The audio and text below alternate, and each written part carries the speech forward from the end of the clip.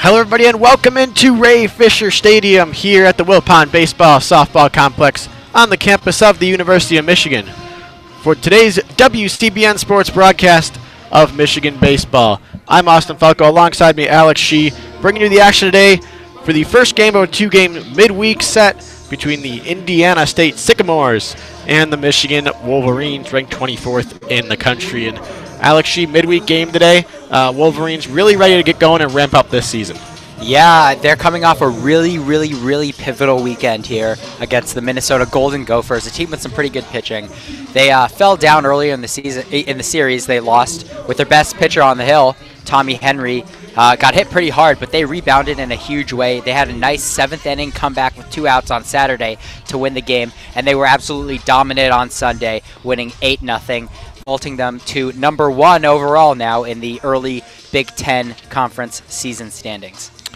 All right, we'll get right to the business here. That is about to begin. I'll give you the Indiana State lineup to start off here. Leading off, playing shortstop, is Clay Dungan. Batting second, playing center field, is Luke Fegan. Roby Enriquez bats third and plays right field.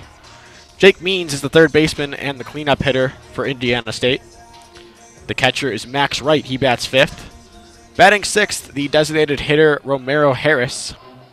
Jared Watkins bats seventh and plays second base. Batting in the eighth spot and playing first base is Hunter Lewis. And rounding out the lineup in the 9 holes, left fielder Chris Ayers. For the Wolverines, taking the mound will be Isaiah Page, making his third start of the season, 12th appearance overall. He's 3-0 with a 1.96 ERA. He's pitched 23 innings on the season for the Wolverines, 6 strikeouts, 4 walks, but batters hit just .225 against him, so soft contact, the name of the game for Isaiah Page here today, and he'll try to get just that as Clay Dungan steps up to the plate. And Isaiah Page, certainly a friend of the program, as he throws the first pitch right there. Be sure to check out his interview with our own Lucas Vargas on WCBN Sports, talking about his injury, his rehab, and his newfound lease on life. First pitch was a ball outside. Second pitch on the way to Dungan is popped up, foul, and will get back out of play. So the count's 1 ball and 1 strike on the shortstop for Indiana State. Dungan, the senior, coming in batting .315 on the season with 4 home runs, 17 RBIs in the 3 traditional statistical categories for hitters. 1-1 pitch from Page is a high fastball. Doesn't get him to swing, and the count goes to 2-1. I want to thank you for tuning in today on the airwaves on 88.3 WCBN FM Ann Arbor, as well as alongside us on YouTube at youtube.com/WCBN Sports. Page out of the windup, 2-1 pitch. Hit in the air towards left field, hooking near the line. Miles Lewis giving chase, and it is foul. Just ran out of room right there. Good thing for Page. That one almost had home run distance. It's 312 to that high wall in the left field corner. But just a long strike here for Dungan. The count's 2 balls and 2 strikes on the leadoff hitter for the ball game today. Michigan coming in with a 22-8 record on the season. They're 4-1 in Big Ten play. Indiana State 23-6, 1-2 in the Missouri Valley Conference. 2-2 pitch is lined down the right field corner, and it's going to get down for an extra bases. Jordan Brewer gives chase, rounding first, going to second is Dungan. The throw-in will keep him there, and it's a leadoff double here for the Sycamores to begin things. And Jordan Brewer showing off his arm right there. It wasn't like he was going to be close to getting an assist from that spot deep in the right field corner, but Brewer's a pretty amazing athlete for the Wolverines. He's certainly showcased a cannon for an arm so far in the 2019 season. So even though that was a well-hit ball, pretty deep in that corner, a lot of times batters are going to think twice before trying to run on Jordan Brewer. Yeah, Dungan cruising to second standing, but didn't even think about rounding and going to third against Jordan Brewer. But he's in scoring position to start things off on this Tuesday game for Luke Fegan. Fegan takes a fastball on the inside corner for a strike to start his first at-bat of the ball game, and it's 0-1. Fegan coming into this one with a .281 batting average. Gets on base at a .339 clip. No home runs on the season for him, but does have 7 doubles, so does have some extra base power. And he grounds one towards short. Blomgren fields, throws to third to get the lead runner, and the tag is applied for out number 1. Great heads-up play by Blomgren to record the first out of the inning and take a runner out of scoring position for Indiana State. Really smart play. A lot of times, that's a play you just don't make as a shortstop, but Blomgren, such a good fielder. That's the way he played himself into this lineup and really starting to come into his own as a hitter. But Blomgren, really one of the defensive studs in this Big Ten conference, and he showed why right there. And for Duncan, there may be the cardinal sin if you're running from second base. Never run on a ball hit on the ground in front of you. That's exactly why. So there's 1 gone in the inning, runner on first, and that'll bring up Roby Enriquez. Really, really good heads-up play, heads-up defense there by Blomgren. And besides getting the out, now there's no more runners in scoring position for the time being. First pitch to Enriquez was down low for a ball. It is dangerous when you're facing this 3-4 combo for Indiana State. 16 RBIs for Enriquez on the season. Hits .309, so more than capable of driving in a runner in scoring position. But does not have one now, as it's just Luke Fegan over at first. Not a huge threat to steal, 1 for 1 this season on stolen base attempts. The 1-0 pitch misses outside. It bounces off the glove of Joe Donovan and gets away, though, so Fegan will take second base on what should go down as a pass ball. And the count's 2-0 on Enriquez. And just as we're talking about the stellar defense of Blomgren, a little bit of a blunder right there by the catcher Donovan. That's just mistakes you need to eliminate if you're a team like Michigan, who's really, a promising squad that's trying to get into that upper level to be considered one of the nation's top teams. Yeah, just as Indiana State got rid of a runner in scoring position, Michigan gifts them one right back. The Lord giveth and the Lord taketh. 2-0 pitch to Enriquez is on the outside corner for a strike with a backdoor breaking ball. And the count's 2-1. Enriquez, the senior right fielder for Indiana State, out of Carolina, Puerto Rico. Bats from the left side as he watches a backdoor breaking ball miss outside now. And the count's 3 balls and 1 strike. Enriquez, a pretty solid presence in that left-handed batter's box. Stands there at 6'2", 205. Big, tall stance, open stance as well. That right foot opening him up towards the pitcher. 3-1 pitch on the way. Swung on off the end of the bat and hit towards left field. Miles Lewis going back near the track and just in front of the wall makes the grab. Tagging from second and going to third is Fegan. The throw there will be late at the relay. Almost sliding past the bag was Fegan, but Blake Nelson keeping the tag on, couldn't get the call. It will be the second out of the inning on that deep fly ball to left. Not a sacrifice fly officially, but just 90 feet away now is the first Indiana State run of the ball game. Yeah, and Austin, that was the second deep fly ball into left field we've seen so far in this first inning by Page. There's a really strong breeze today. It's beautiful and sunny, but there is quite a breeze.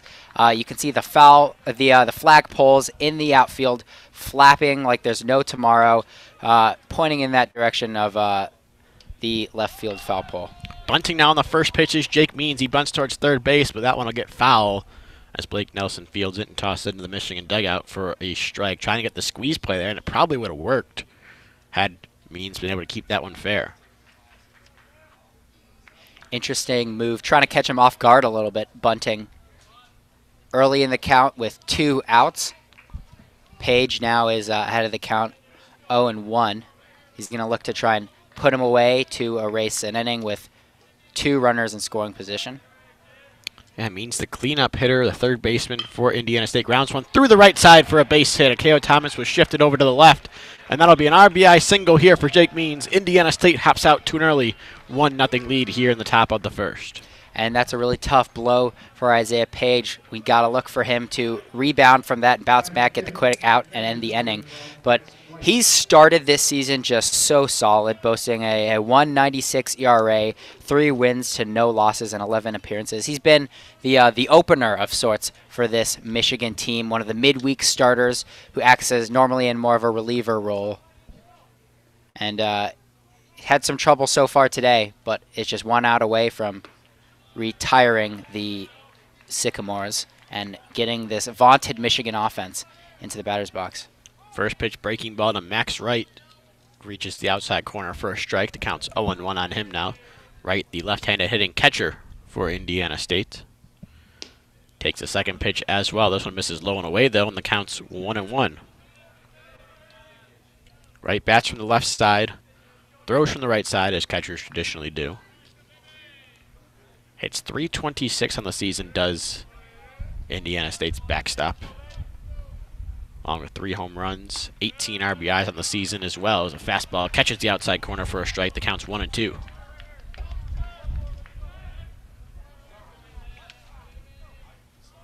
Page working out of the stretch now, puts that glove up near his left armpit. Then comes set with it just in front of his chest. Checks the runner at first. Now 1-2 pitch on the way. Swung on and hit down the line in left field. This one's going to hook foul and get out of play. The count will remain 1 ball and 2 strikes. Isaiah Page has been a battler all season, and throughout his 2 years here on campus, overcoming pretty bad leg injury that left him sidelined all of last year. Hopefully the redshirt freshman can continue to grind through things and retire right. A tapper off the end of the bat goes foul back behind the plate on the 1-2 pitch again, and the count will remain 1-2.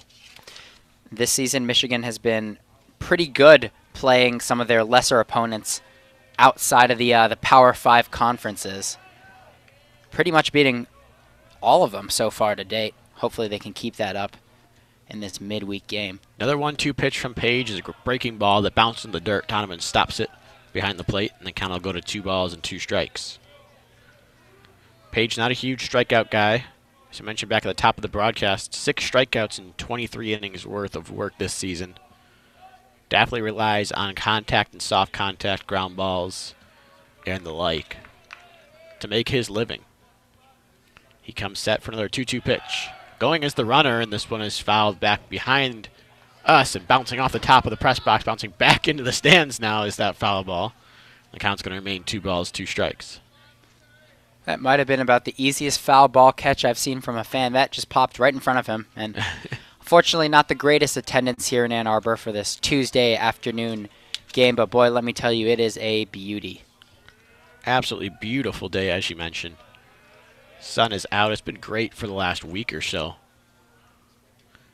Another 2-2 pitch from Page on the way. Called! Strike 3 on the inside corner. Froze Max right there with a good fastball. And Page gets the strikeout to end the inning, but not before Indiana State scratches across a run on a Jake Means RBI single. And the score after 1/2 inning of play. Indiana State 1, Michigan. Coming up on WCBN Sports coverage of Michigan baseball here on 88.3 WCBN FM Ann Arbor.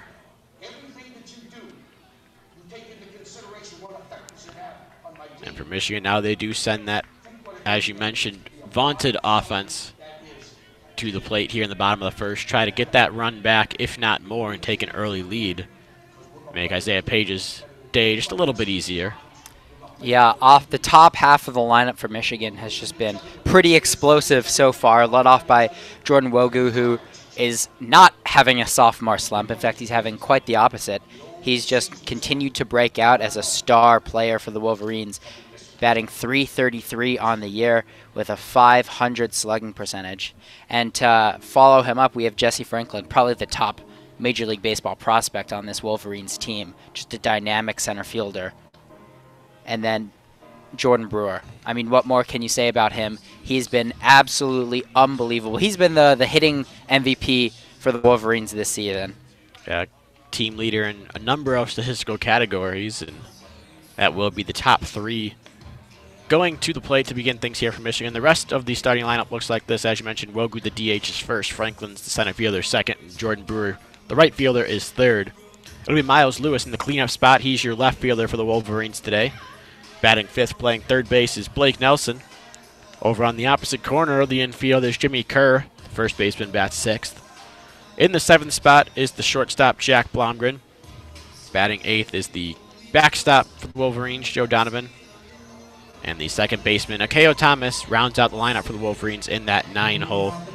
They'll face Jeremy Guerrero, the left-handed throwing junior for Indiana State, making his 5th start of the year, 9th appearance overall. He's 1-1 with a 6.06 ERA.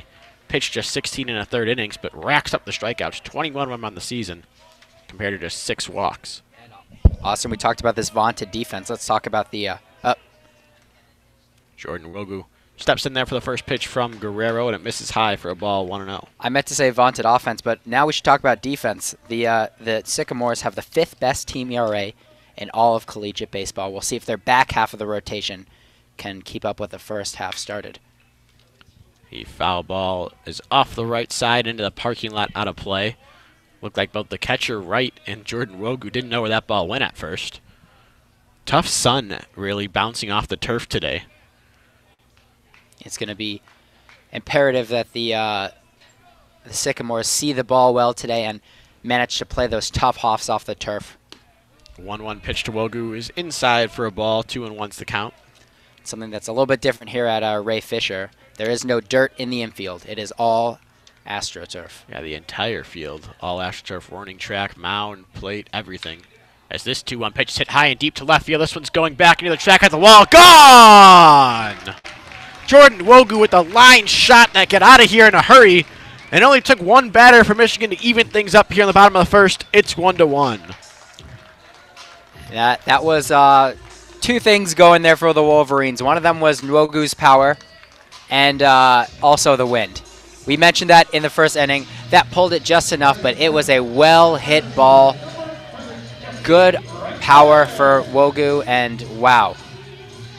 Not much better way to start the game, especially after Isaiah Page giving up that run in the first inning. The Wolverines are right back at it, riding this offensive surge, and now the game's all tied up at 1. Yeah, I don't even know if that one really needed the wind to get out. It's the wind blowing from the right field corner to left field corner. That was just a line shot that cleared that high wall in left field. That one probably would have made it out on a major league field as well, given that low trajectory and launch angle. As Jesse Franklin takes a first pitch low for a ball 1, and second pitch also low and in for ball 2. That's Wogu's 2nd home run of the season, 15th RBI overall for the leadoff man for Michigan. Jesse Franklin at the plate has 7 home runs of his own, including a couple this weekend. He takes the 3rd pitch high for a ball, 3-0 the count. Starting to get hot is the second hitter from Michigan. 252 is batting average, but 400 the on-base percentage. 3-0 pitch at the belt for strike 1. Franklin does such a good job of seeing the pitches and exhibiting great plate discipline. He leads the Wolverines in base on balls with 23 on the year. On the verge of another one here is a 3-1 pitch, is right down the middle and fouled straight back to the screen for Franklin. Not going to take that pitch, but he evens the count up as he didn't get all of it. And Franklin's vision and discipline are really 2 key aspects to having just such an elite hitter. That's why prospects are looking at him. The ability to get ahead of counts like he's shown right here has really helped him as his 2-year Michigan career has progressed. I said even things up and ran it full as he fouls one on the right field line that just gets foul and bounces into the bullpen for Indiana State. Count will remain full, 3-2. Actually didn't quite get into the bullpen, stayed in field of play. Got into that right field corner. Either way, it's foul. And we're going to do it again at 3-2 here in just a moment. Guerrero pitching exclusively out of the stretch. Comes set with the glove right at his chest, and 3-2 pitch hit in the air over our heads. If not for the ceiling, that was all us right here. And the count will remain 3-2 on that foul ball. Yeah, Falco, I think if you had your glove, you could have made a Willie Mays catch on that one. Over the shoulder. I just climb this wall up over here and reach up. Parkour ball. Maybe we should go. start that sport. Have to jump off something in order to make a grab. Another 3-2 pitch to Franklin. This one's hit in the air towards center field. Coming in now and making the grab is Fegan. Thought that one might find the gap for a second, but just hung up there for the center fielder. And there's one gone here in the first inning for the Michigan. And that was a good job by Guerrero, getting that pitch up and jamming. Franklin couldn't really get too much wood on that one. I don't know if you'd call it wood because they all use metal bats, but I think you know what I meant. Close enough. It's composite now or something. I don't know the exact materials anymore. Jordan Brewer steps in for the Michigan as their best hitter as he fouls one off back to the screen on the first pitch of the at-bat. It's 0-1. And just calling him best hitter is a bit of an understatement. He leads the Wolverines in average, runs scored, RBI, slugging percentage, and stolen bases. He does it all. And don't forget home runs as well, with 9 of them on the year. Fouls one off to the right side. It's drifting near the wall over there. Almost hooked itself back into playable territory as Lewis gave chase and just barely stayed out of play. Count will still be 0-2.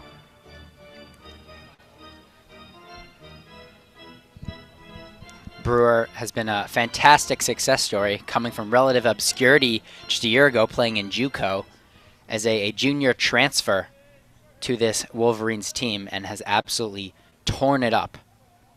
Yeah, fantastic find for head coach Eric Bakich, someone you can slot straight into the 3-hole in your order. As the 0-2 pitch misses high and away for a ball, 1-2. And Brewer had one of the more impressive home runs I've ever seen hit here at Ray Fisher Stadium back in Saturday's ball game. Took a pitch that was outside and hit it to right field for a right-handed batter. Way up in the air and way gone as well. This time he puts one off near the right side. This one's going to get foul and out of play. Brewer was showing off a little bit of the Aaron Judge in him with that opposite field blast the other day. He stands almost like Aaron Judge too. He's probably the best athlete, one of the best athletes in the Big Ten. Just a big presence, almost built like a safety in football. And he can just rocket the ball if he gets the bat on it. It crouches down in that stance, relatively low for a man of his stature, as the 1-2 pitch missed low and outside for a ball. 2-2's the count. He stands in there at 6'1", 195, but definitely plays bigger than that. As he powers up and out of his stance when he swings at the ball. 2-2. Gets one out the end of the bat and fouls it over near the Indiana State dugout. It will remain 2 balls and 2 strikes. Just able to fight that one off to keep himself alive in this at-bat. You can tell he really wants to launch one here, does Brewer. Some of these swings, the way he's cocking back and taking these big hacks. 2-2 pitch again.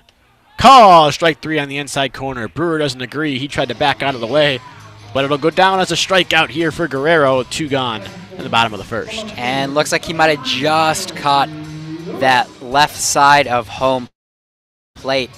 Brewer, like you said, didn't like the call. Walked back to the dugout shaking his head. But a nice at-bat for the pitcher, Jeremy Guerrero, who I might add is working at a very fast pace so far to start this first inning off for the Sycamores. Yeah, for someone working out of the stretch, he is working relatively quickly. Gets set. That was a first pitch to Miles Lewis. That's a off-speed pitch, catching the outside corner for strike 1, 0-1 the count. Now, Lewis has been in a little bit of a mini slump over the last couple games, but he's just a great steady presence for the Wolverines in the middle of this lineup, batting .300 on the season. The 4-hitter for Michigan takes an 0-1 pitch high and away for a ball, 1-1 the count. Lewis, the everyday left fielder for this Michigan team. The redshirt senior out of Hudson, Wisconsin. Team leader there for the Wolverines. One of the elder statesmen hits one high and deep to left field. This one's going back at the track, the wall. That ball is gone! So much for the mini slump, Miles Lewis says, and hits his 3rd home run of the year. Michigan's 2nd of the inning, and they now lead by a score of 2-1. I said he was a steady presence. I should have also added that he is a powerful presence. That one was absolutely boomed into left center field. As Old Town Road plays, I think Lewis might have hit that one a little further than Old Town Road. Hit that one a country mile. If he hits that one a little bit farther into that left center field gap, that one's on the softball field for sure. Alumni Field right over the left center field wall. As it stands, that one got way behind the softball stands and way out of here. The left fielder, Ayers, kind of just took a couple steps and watched it go. As you mentioned, 3rd home run of the year for Miles Lewis there puts the Wolverines on top 2-1. As Blake Nelson comes in and squares to bunt but pulls back on a pitch that missed high and away. Trying to take advantage of a Indiana State infield playing far back on the corners and giving up that first base line. Takes a pitch low now, the count's 2-0. Nelson, after switching from a middle infield role last season to third base, has really started to shine in the middle of this Michigan lineup. 2-0 pitch missed low again, and it's 3-0. Nelson's batting .324 this year, hitting from the 5 spot. Has some extra base power with 8 doubles on the year, but no home runs to show for it quite yet. More of a line drive hitter, but doesn't get a chance here as the 4th straight pitch misses. That'll be ball 4, and he'll take a spot down at first base. And after a quick rebound to jam Franklin and strike out Brewer, Guerrero has now given up a home run and a 4-pitch walk in consecutive at-bats. And Falco, if we were at Texas A&M right now, down at College Station, they'd be yelling at him, ball 4. Ball 5. Ball 5. I think they always want ahead, aren't they? Trying to encourage it. I think it's how it goes. It's been a couple years since I've seen that as Jimmy Kerr steps in and fouls one to the left side out of play. Counts 0-1.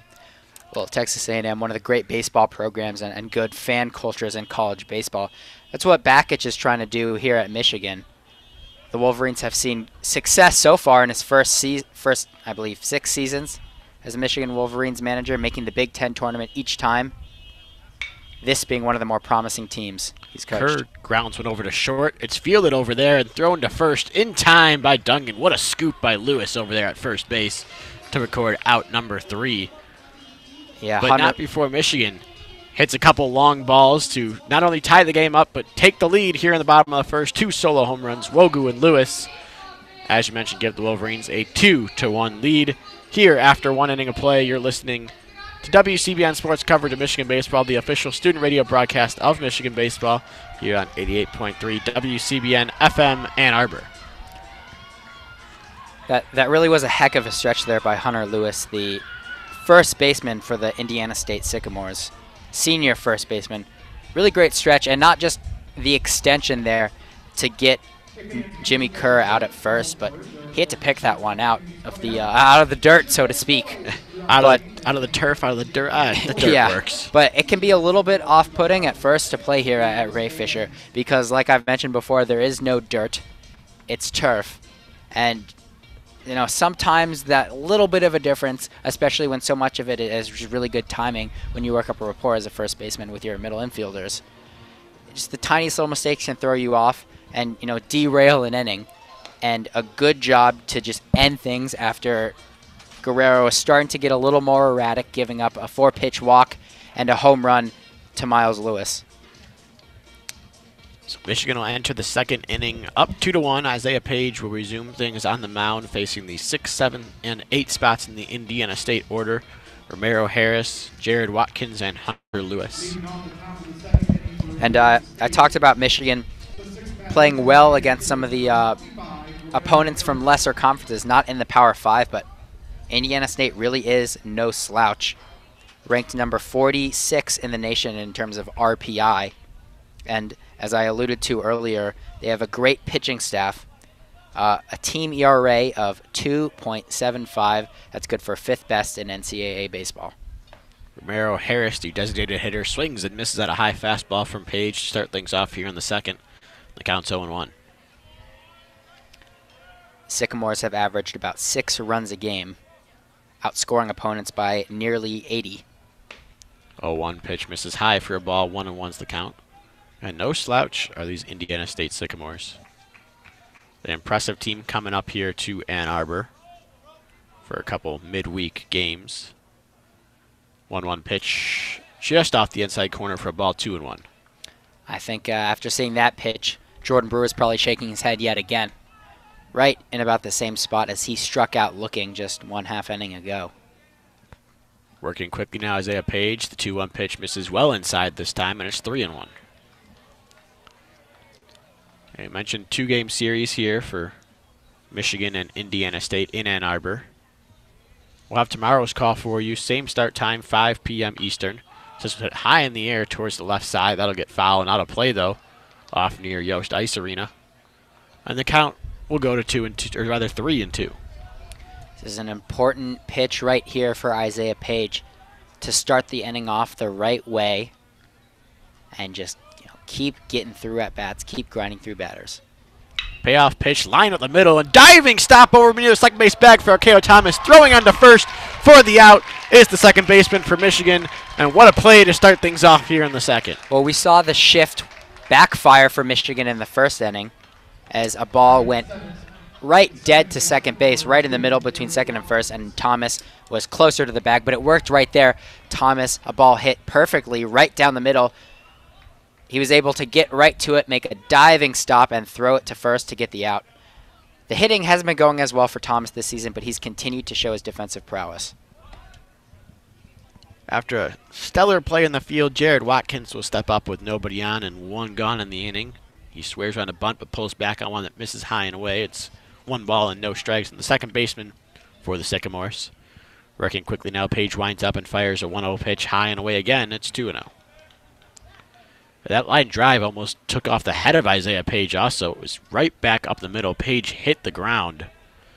And luckily for him, Archeo Thomas, full extension, all of that 5'7" frame used to leap up and make that grab. 2-0 pitch grounded. This one a little bit easier for Thomas. Right to him as he moves a little bit towards first base. Fields throws to first for out number 2. Geez, you think they'd let Thomas have a breather there just for a second, but he puts him away for the second out of the inning. Yeah, almost like when they say you replace someone in the field, the ball always finds them first.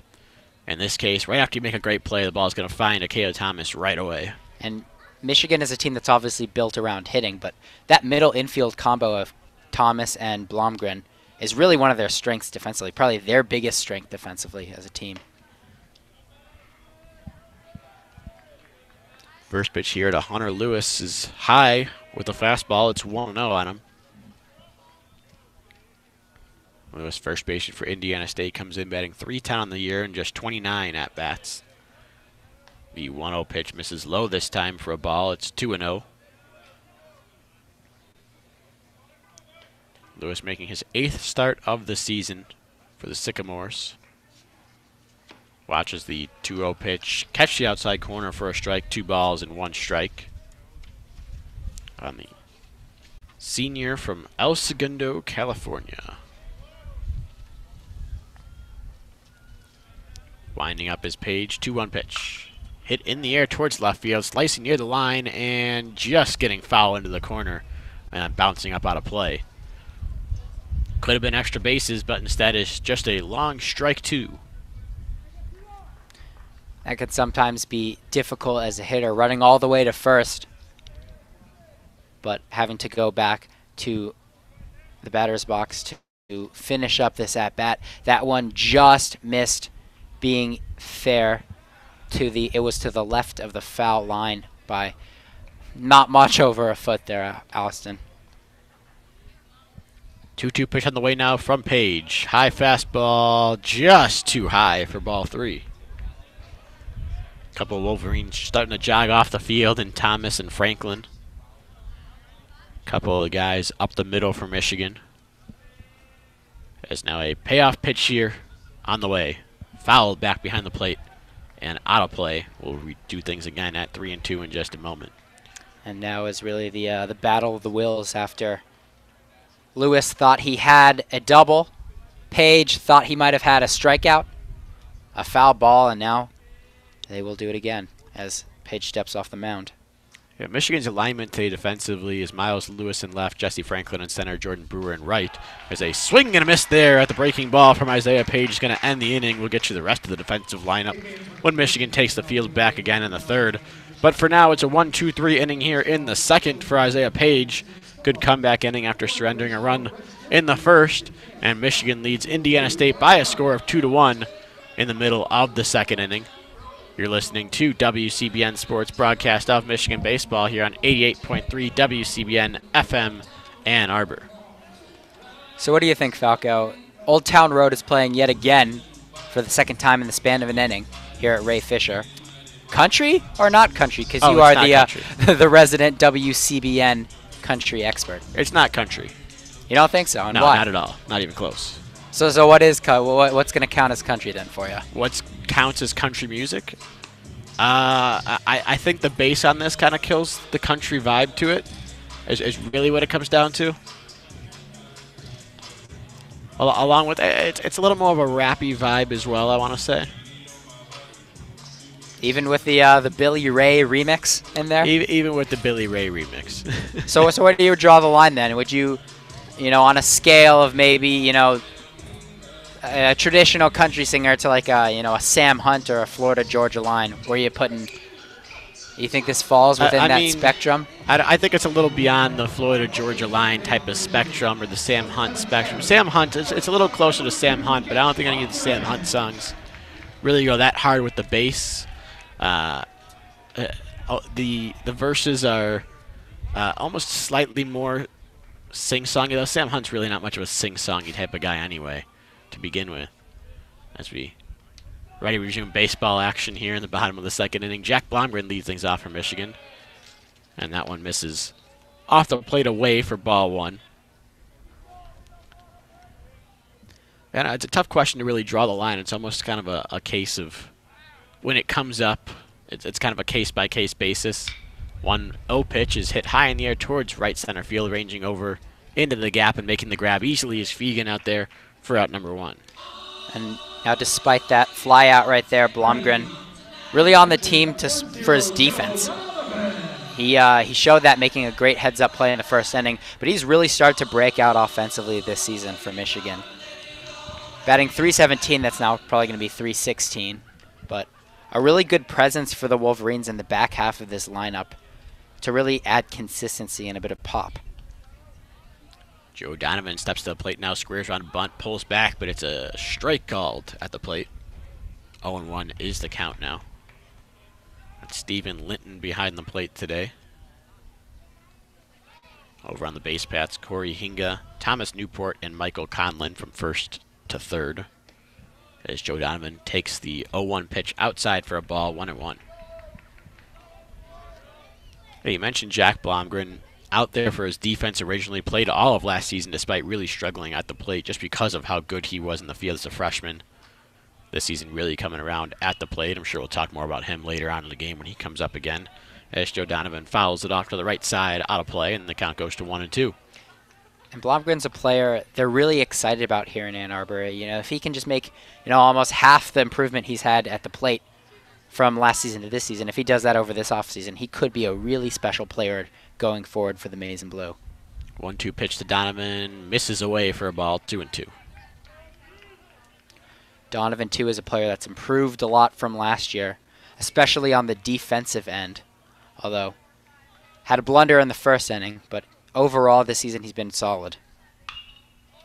Hit high in the air in foul territory, ranging over near the wall, or near the dugout rather, and then making the grab as the ball twisted back towards the field is Lewis, the first baseman.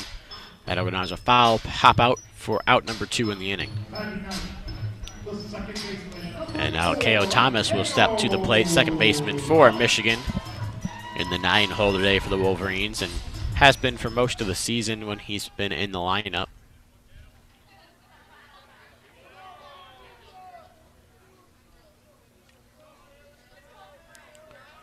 As Guerrero comes set and delivers the first pitch to Thomas. Fastball in the outside corner right at the belt for strike one. Thomas batting just .242 on the season, .286 in the on-base percentage department.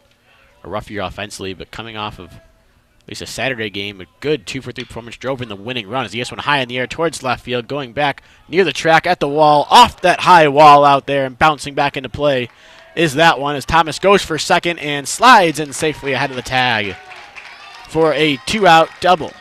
And that one went off the brick monster. I think that's what I'm going to start calling it, out in left field in Ray Fisher Stadium.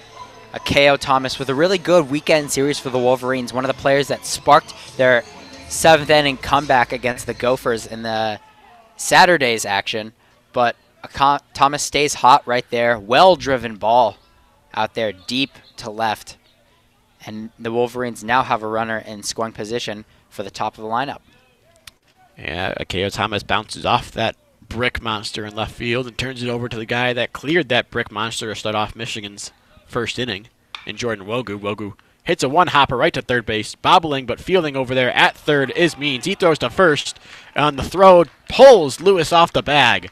Lewis tried to make another lunging, rather doing the splits and scooping the ball out of the dirt, but came off the bag that time, so probably an error there on the third baseman means he's going to give Michigan runners on first and third with 2 gone in the inning. Well, I lauded Lewis for his nice pick at the bottom of the first, but a little bit of an error from the third baseman means right there, and Michigan keeps this inning alive with one of their best hitters coming up to the plate right now in Jesse Franklin. That's an error you just can't have against an offense like Michigan. If you have them with 2 outs and you have that good of a chance to put them away for the rest of the inning, you have to convert. And no argument over at first base from Lewis, so fair to assume he did come off the bag. First pitch is a off-speed pitch to Lewis that misses high, and the count's 1-0. Lewis 0 for 1 in the ball game with a fly out to center, but put together a lengthy at-bat. Made Guerrero throw 8 pitches in the first to Franklin. 1-0 pitch. Fastball on the outside corner for a strike, evens the count at 1 ball and 1 strike. It is officially an error, throwing error on Means over at third base.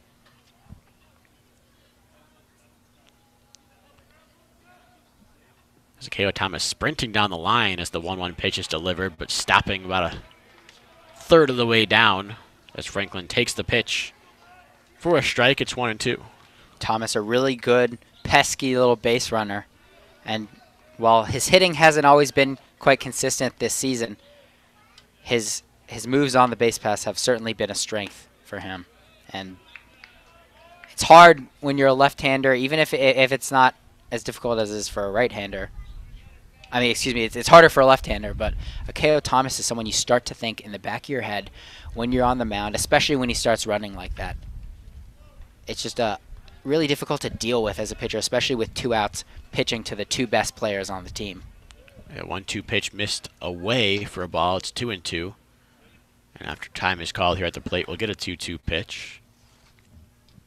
The catcher, Max Wright, came up and gave a few signs to his infield. Maybe a little bit worried about a first and third double steal or something along the lines of that. 2-2 pitch freezes Jesse Franklin with the fastball. First strike, 3 called. And that is the second backwards K we've seen from the 2-3 hitters for the Michigan Wolverines as Franklin goes down looking right there to end the inning. Yeah, so through 2 innings, Guerrero has 2 strikeouts as Michigan leaves a couple runners on base here in the second and does not score. After an eventful first, no scoring in the second. And after 2, Michigan still leads Indiana State by a score of 2-1. You're listening to WCBN Sports coverage of Michigan baseball, the official student radio broadcast from Michigan baseball. And we're happy to come to you today on the airwaves, 88.3 WCBN FM Ann Arbor. It's a beautiful day for baseball, Austin, but also a good day for golf as the Michigan players in their mid-inning stretch showing off their golf swings in the outfield right now. Got a little driving range action out there. First inning, the diamond did serve as a driving range for the Wolverines, showcasing their power. Both Lewis and Wogu hitting home runs to start things off for Michigan. I don't mean to call anybody out here, but I believe that's Jack Bredesen over there. Terrible golf swing. That was absolutely brutal. He was only giving about half effort on that one, kind of going off the back foot. You really got to work on that. I mean, the Wolverines hope the offseason doesn't come for a long time and they make a deep run, but when that offseason does come, you hit the links, you got to have a better swing than that. And the Michigan Wolverines probably have higher expectations this season after the start they've had and the talent they have. And right now they're first in the Big Ten, although they've only played 5 conference games so far. They hope to make the College World Series and especially, finish in the top couple spots of the Big Ten after finishing 3rd in 2018. Left fielder for Indiana State, Chris Ayers, steps up to the plate. Squares around a bunt, pulls back. They appeal down to third to see if he pulled back in time, and he did, as the pitch missed high for ball 1. Ayers batting just 130 on the season, but just 23 at-bats as well, as he swings and misses way early on the off-speed. And the count's 1 ball and 1 strike. Page has a pretty good off-speed that seemingly has improved as the season has gone on for him. 1-1 pitch, righty to lefty. This one's cued off the end of the bat and down the left field line. So that one will get fouled for strike number 2. Especially with Page, who's not quite that dominant strikeout pitcher with a whole toolkit of pitches. It's really important for him to get ahead of the count and limit the long at-bats. 1-2 pitch. Right off the elbow there of Ayers, and he'll trot down to first. Joe Donovan arguing he didn't even attempt to get out of the way. New rule in college baseball this year that you have to make some sort of attempt, and if you don't, I believe it's ruled a strike if there's less than 2 strikes. If it is strike 3, you're ruled out. That's unfortunate right there for Isaiah Page. Getting ahead of the count. 1-2. Just knocking him on the shoulder. And I think there's some point to be made there by the catcher, Donovan, but the umpire had none of it. 1 man on first, no outs. As you mentioned, nobody out. Back to the top of the order for Indiana State, starting with Clay Dungan, who watches the backdoor breaking ball for a strike 0-1. Dungan doubled to lead things off back in the first inning into the right field corner after just missing a home run foul down the left field line. Another righty to lefty matchup here. The 0-1 pitch. Hit high in the air towards left field, hooking near that line. The wind is pushing it, and that'll get fouled and out of play once again. And the count's 0-2. Almost the same thing we saw back in the first inning from Dungan. Hitting one high and deep down at left field line that just hooked foul.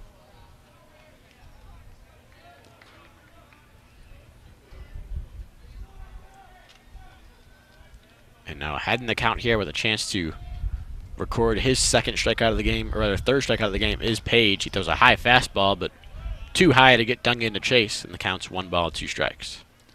Didn't get him to chase that high cheese as the sun comes out again, shining on the Ray Fisher Field in Ann Arbor.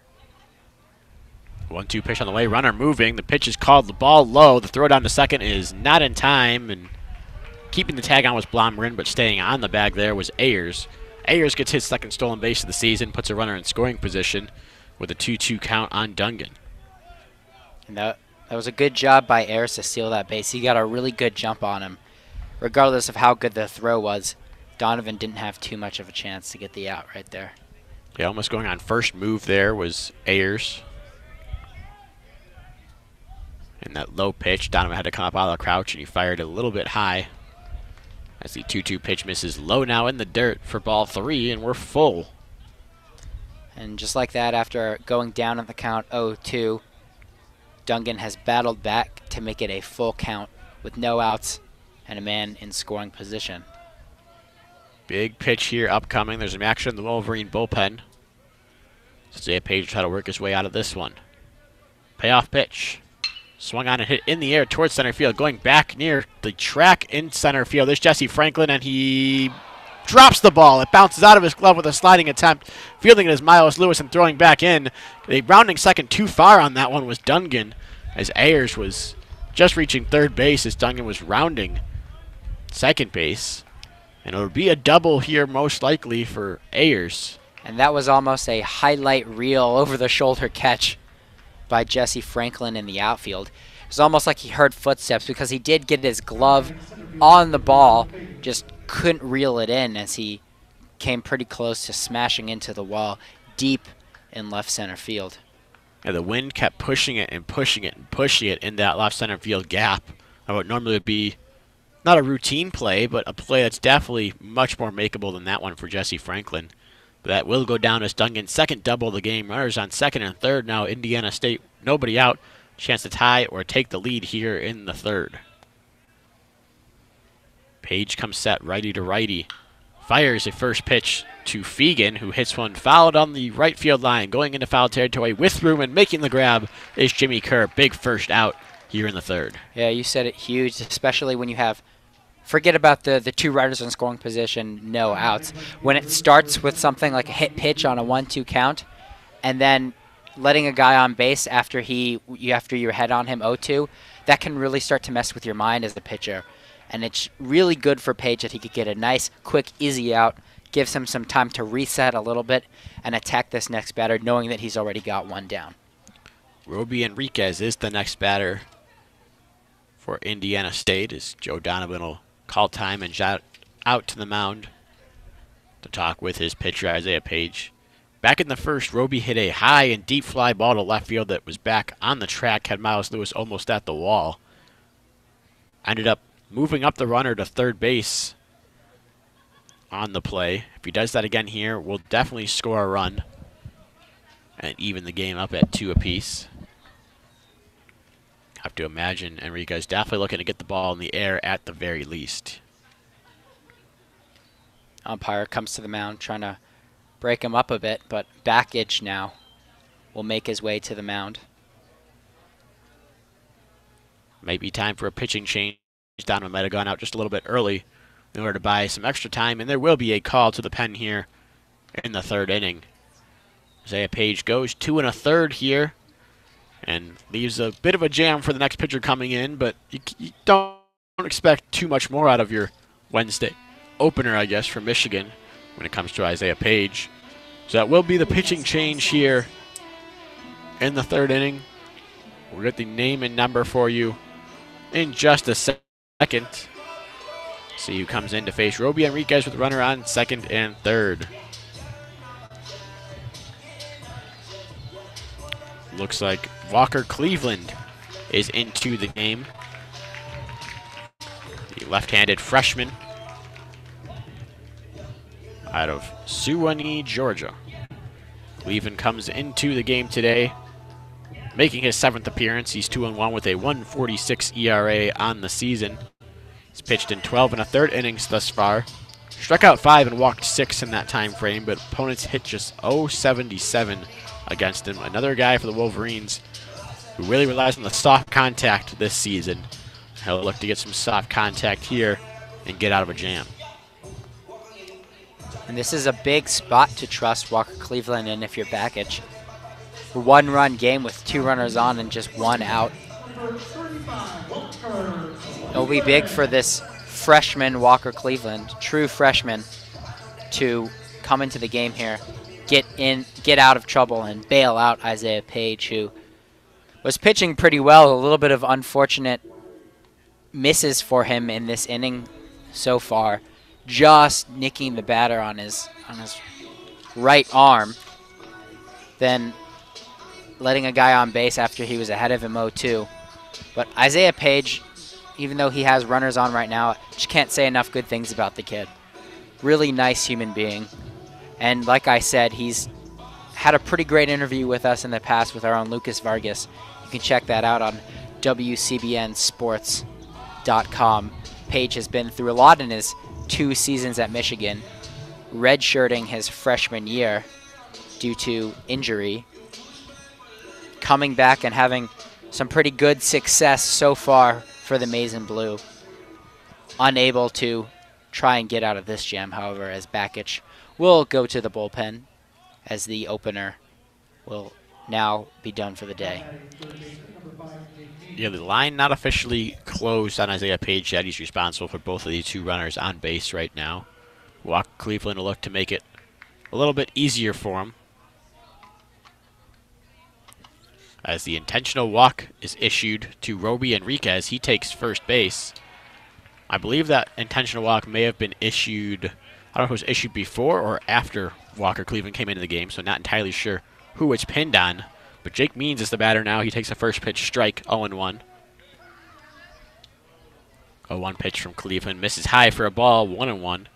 So maybe Backage, knowing Walker Cleveland's affinity for some soft contact and ground balls, puts a runner on to force a double play situation.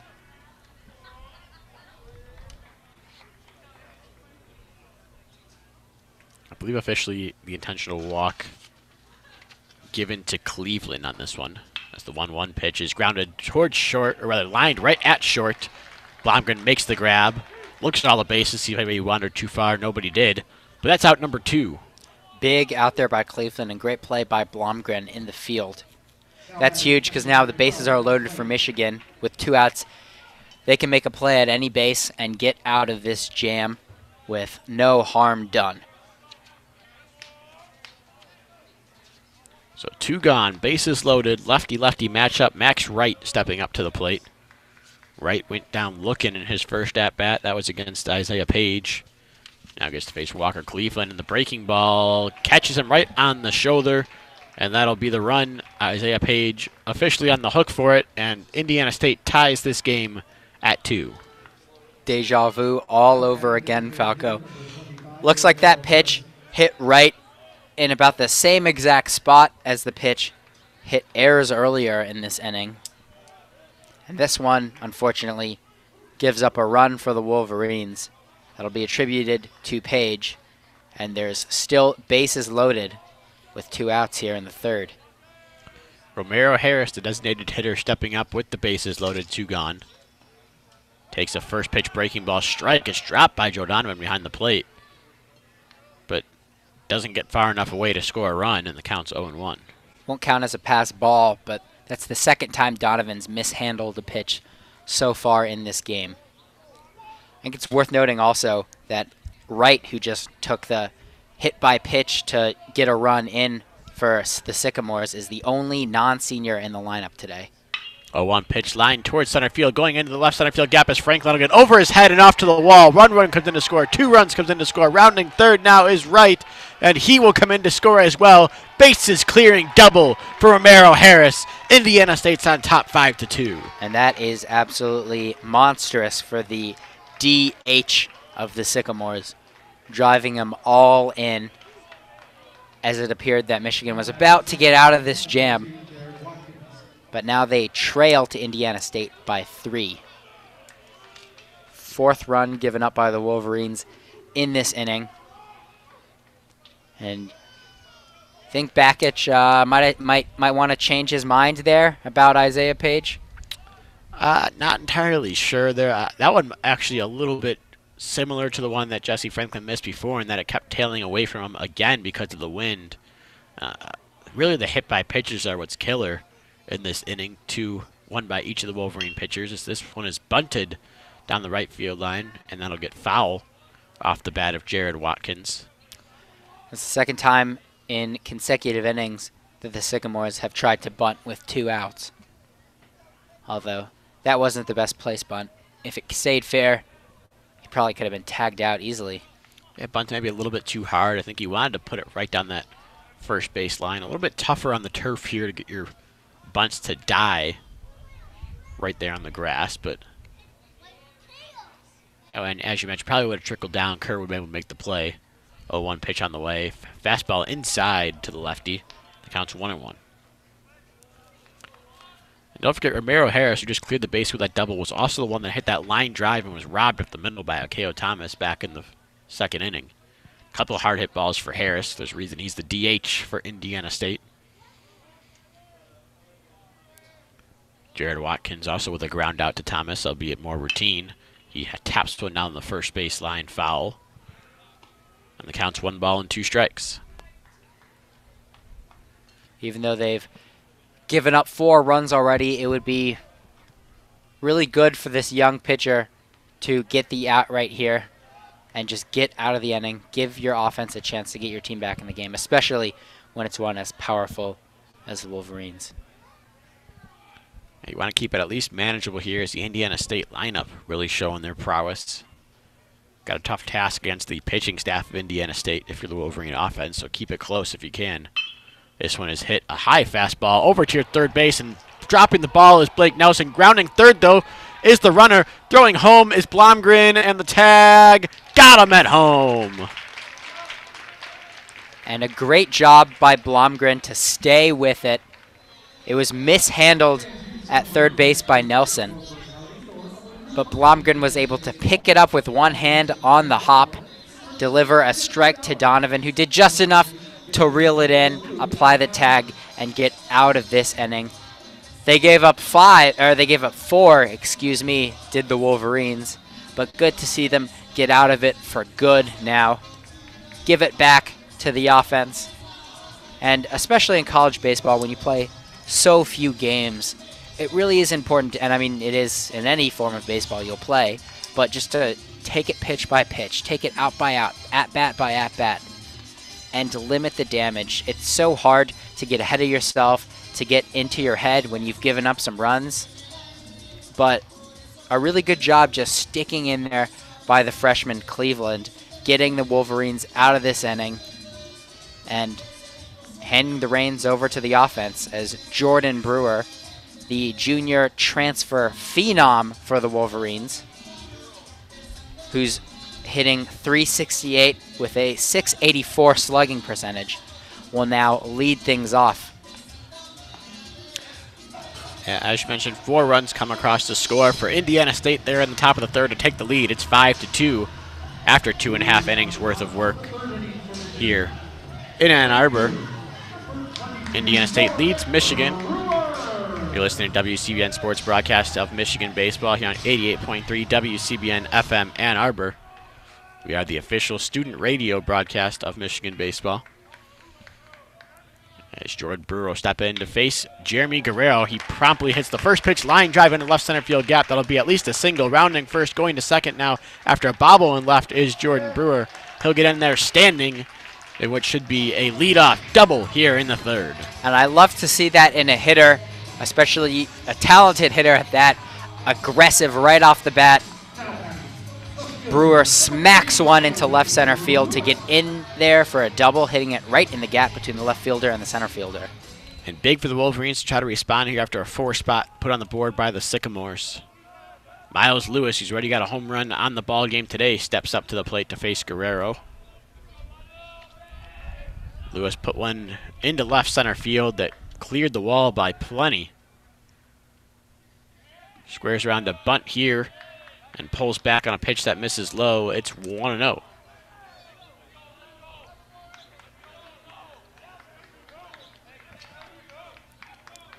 Lewis looking to follow up a home run in the first inning by driving in Brewer, who's on second right now.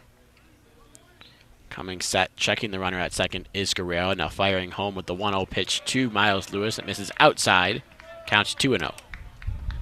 Brewer dancing around a little bit as second baseman Watkins in a little bit towards the bag. The stats on that Miles Lewis homer back in the first, officially 392 feet on a 104.9 mile-per-hour exit velocity, according to Michigan baseball. 2-0 pitch to him, misses outside for ball 3. Guerrero maybe working around Lewis after he crushed that home run back in the first.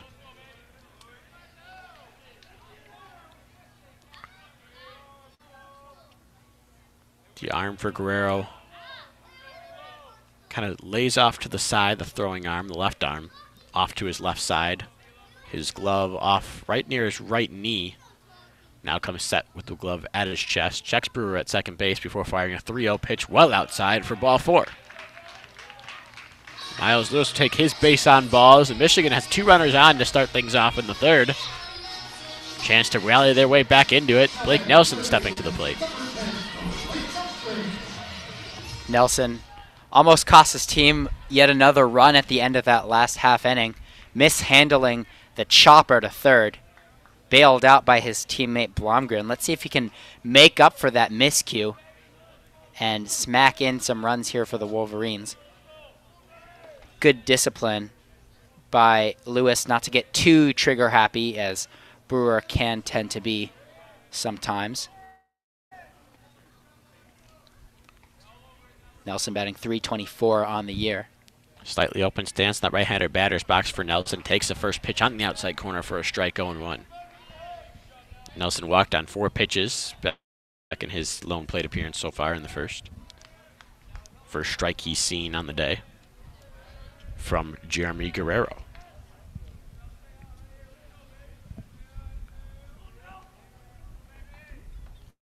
Lewis right behind the first baseman over there at first base, also Lewis. As the 0-1 pitch is in there for a strike at the knees, it's 0-2. Nelson, really a good contact hitter for the Wolverines, hitting .324, no home runs. You'd like to think right here that a single scores the speedy Brewer, who leads the Wolverines in stolen bases with 12 on the year. Stolen bases and attempts there as Guerrero spins back and chases Brewer back to the back, standing at second base. As now the first baseman for Indiana State, Hunter Lewis plays behind Miles Lewis at first base and dekes him out, going back to the bag. 0-2 pitch to Nelson, misses just low and away for a ball. 1-2, good chase pitch, but couldn't get Nelson to chase. They count 1 ball and 2 strikes on the third baseman for the Wolverines. Coming set now. Looking back at Brewer a couple times now, and 1-2 pitch. Call! Strike 3 on the inside corner. And that's the third strikeout looking the Wolverines have had so far in 3 innings. 1 per inning, I might add. Yep, 1 in each inning so far. Only 3 strikeouts on the day, all 3 of them looking for Guerrero. And it's really nice to see now in this middle of the lineup with Blake Nelson and Jimmy Kerr, 2 seniors that were not everyday players throughout their careers, pretty much becoming the everyday first and third baseman respectively for their teams, both with kind of undefined middle infield, corner infield roles in the past, now solidifying themselves as starters. Pickoff throw to try to get Jordan Brewer is a little off the mark, as Dungan was still running over towards second base to caught that ball. If Jordan Brewer doesn't go back in sliding, it probably hits him. That's the second time that Brewer has forced Guerrero to come off the mound in the last couple at-bats. Jimmy Kerr stands in there, lefty to lefty. First pitch hit high in the air towards center field, going back on it, and now ranging into left center field. Gap running in on it now, and making the grab is Fegan. Really getting twisted up by the wind is the center fielder for Indiana State, but made the grab for out number 2. Not quite deep enough for Brewer to be able to advance, and just like that, after the inning started off with a double and a walk, it's now 2 outs as Blomgren steps up to the plate. He's had 2 nice plays in the infield so far to probably save a couple runs for the Wolverines. Now let's see if he can give the Wolverines a run. Yeah, most certainly save one last inning, and probably save one on the first as well, as he takes the first pitch ball in the dirt. 1-0 the count. Blomgren 0 for 1 on the day, flew out routinely towards right center field back just last inning in the second to lead things off in that frame. Got runners on first and second with 2 gone here as the wind really picking up. Time called at the plate. Not sure if it was by Blomgren or the catcher right. I say wind picking up, it's really a consistent gusts, or rather a consistent heavy wind with occasional extremely heavy gusts of wind that we had just there before that pitch. And after the reset, the 1-0 pitch missed low, 2-0 the count. Jared Watkins, the second baseman, is really trying to hold Brewer at second base despite 2 outs in the inning. He has 12 steals on the season for Michigan. Right, double steal to put a couple runners in scoring position if Michigan tried to pull it off. They do not, though, here on the 2-0 pitch. That misses low and in for a ball. 3-0 the count. Blomgren in firm control. And do you give him the green light here, Alex? I think you've got to. I mean, Blomgren has been such a good hitter this season. And Donovan, who is not one of the better hitters for Michigan, is on deck. Donovan a little bit hotter recently, but Blomgren coming off a day on Sunday where he hit just his 3rd home run in his Michigan career. He'll take ball 4 outside, though, and take his base to load the bases. So I was saying Blomgren hit his 3rd home run of his career, his 1st home run of his career, not against Michigan State, when he went opposite field against Minnesota on Sunday. But he'll be on first base now with the bases loaded up for Joe Donovan. Big chance here for the Wolverine backstop. Donovan, second to last in terms of RBIs with 12 on the season of the Michigan everyday starters, hoping to get a couple more right here with the bases loaded in the bottom of the 3rd. Trying to replicate what Romero Harris did perhaps in the top half of this inning for Indiana State when he had a 2-out bases loaded double to give ISU the lead. First pitch to Donovan is at the knees for a strike, 0-1. Donovan slightly open stance in that right-handed batter's box, waiting for Guerrero to get his sign. He does. He comes set. Now 0-1 pitch. Fouled off behind the plate. That'll get out of play. And the count's 0-2 now. Guerrero with a chance to get out of things here in the 3rd. going to be really important for Donovan to just stay in this at-bat. You don't want to go down swinging, and you don't want to go down looking. You just got to get this ball in play, give your team a chance to score right here. And you don't have to drive them all home, but with men on first, second, and third, you just got to get something going, especially after going down 5-2 in the last inning.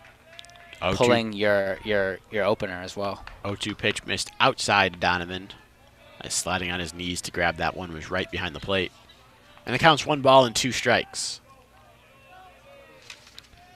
Donovan crouches down. Waits a 1-2 pitch. Here it comes. Fouled off the end of the bat, off the catcher as well, and back behind the plate. So staying alive there is Donovan. The count will remain 1-2. The infield for Indiana State slightly shifted to the left. Hugging the line as the third baseman means. Second baseman Watkins a little bit farther over towards his left and deep in the outfield. So this one is lined through the hole on the left side for a base hit. 1 run scores. Coming around to score as well. Standing is Lewis. That's a 2 RBI single for Joe Donovan. Michigan's back within 1. The score is 5-4. Major onions there for Joe Donovan, the catcher, getting a clutch hit right when they needed it. It's just a 1-run game right now, and the Michigan Wolverines able to take advantage of a bases-loaded opportunity. Got 2 runs in to score. And now it looks like the Sycamores are going to go to their bullpen. They're taking the long, slow walk out to the mound. I believe that is Mitch Hannes. Yep. I haven't seen the official call. I don't know if you caught that, but yeah, he is taking pointed the ball. to the bullpen, and the pitcher trots out. That is the end of the day for Jeremy Guerrero. Guerrero, like Isaiah Page when he came out of the game, line not officially closed on him. He's responsible for both of the runners on base right now, including that tying run out there on second base. That Arceo Thomas will have a chance to drive in against the new Indiana State pitcher. Get the name and number for you in just a second, once we get a good shot of it. Wind still just absolutely gusting. You see every player on the field's uniforms, and the umpires included, their pants bellowing in the wind. And you can see the flags on the softball field absolutely going crazy. And that field was rocking a couple days ago on Sunday when the Wolverines came out with a walk-off win to beat the Indiana Hoosiers. They're on an absolute tear as of late. And as usual, for all of your Michigan softball fan desires, we have it all. We have the East of the Rocky podcast, we have player interviews, and of course we bring you every game from Alumni Field here in Ann Arbor. So WCBN Student Sports is the place for Michigan softball coverage. Michigan softball have won 15 in a row over there. Michigan baseball, meanwhile, has their midweek series. We'll have both of the games both today and tomorrow for you here on WCBN Sports. As Indiana State's pitching changes officially, Evan Giles coming into the game. Giles, the 6-foot redshirt junior out of Franklin, Indiana, making his 10th appearance of the year. He's 1-1 with a 2.38 ERA in 11 1/3 innings worth of work. He struck out 5, walked 3. Batters hit just 167 against the right-hander. And batters have been poor against Giles with runners and scoring position, batting just 0.83 against the righty. And with 2 outs, his ERA is just 0.91. So obviously the Sycamores trying to rely on Giles to get him out of this inning. The Wolverines have already put up 2 thanks to that Joe Donovan single. And they have 1 man on second and first. Arceo Thomas trying to up with another big hit for the Wolverines in just a few games. Takes a first pitch that misses in as he turns out of the way. The count's 1 ball and no strikes. Thomas seemingly benched a couple weeks ago after some poor performances at the plate, but he's really started to heat up, as we saw in the first inning, as we saw over the weekend against Minnesota. Let's see if he can add another big hit. 1-0 pitch misses low away for ball 2. Nice stop over there by Wright to slide and keep the runners at first and second, respectively. That was a big play by the catcher to keep just one runner in scoring position, with Thomas, who has been clutch lately, up to bat. Keeping an eye on Blomgren at second is Giles. He fires a 2-0 pitch that misses inside to Thomas. Ball squirts away, but not far enough to advance the runners, but the count's 3 balls and no strikes on the senior second baseman.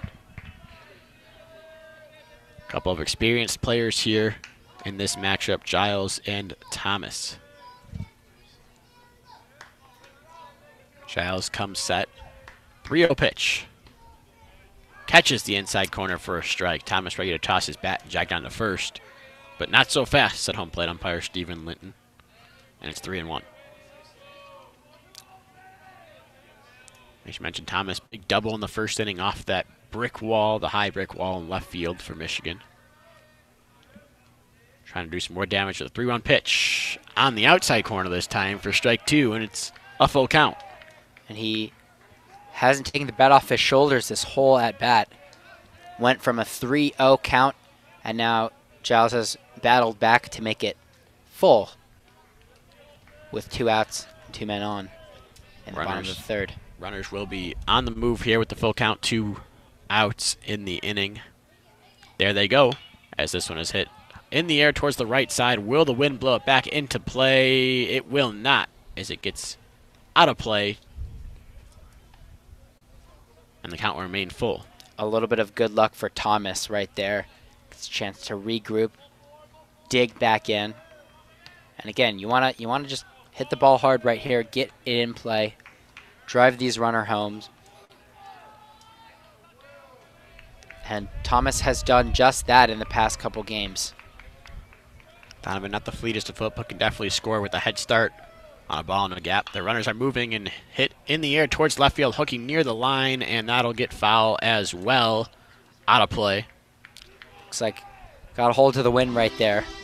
That was a really high hit ball going out of play, deep in left field. That one might have gotten off the wall again, maybe even cleared that left field wall had he been able to keep it a little bit straighter and without the wind pushing it even farther foul out of play. Nonetheless, it's just another strike there to keep things even, or rather full at 3-2. Another 3-2 pitch. Bounces low and away in the dirt for ball 4. K.O. Thomas will take the walk and load the bases for the second time in the inning.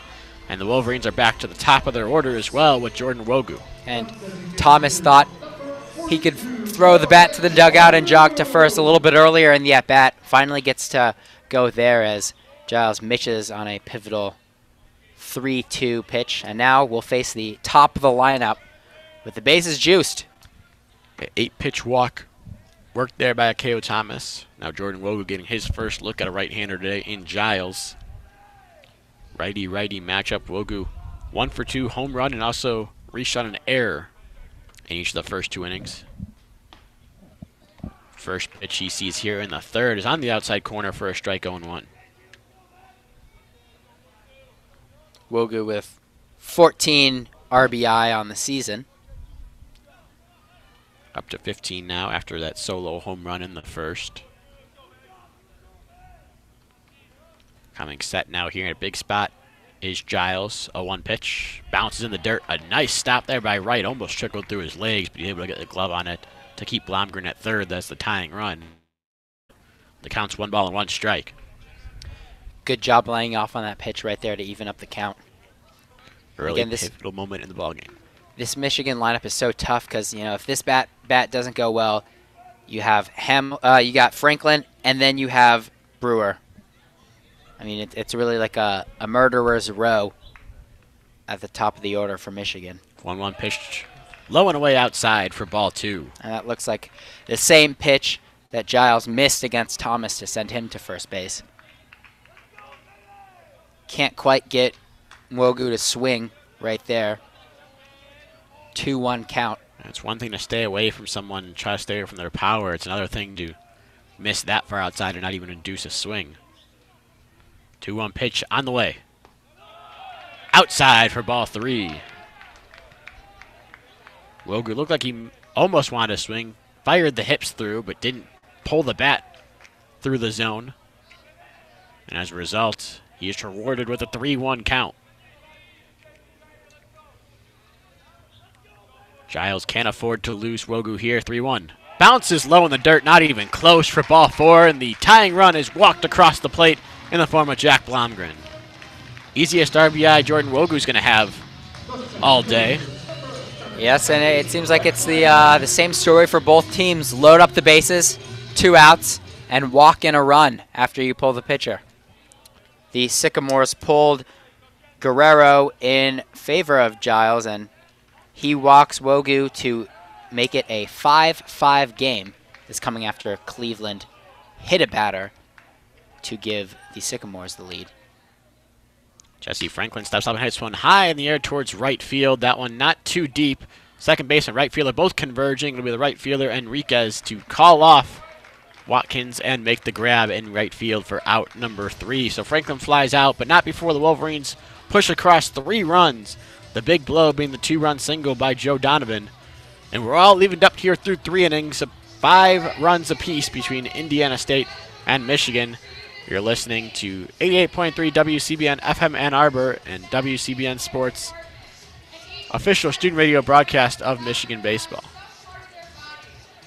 And surprising there by Franklin, flying out on the first pitch of the at-bat. He's a guy that usually demonstrates fantastic plate discipline, usually working counts.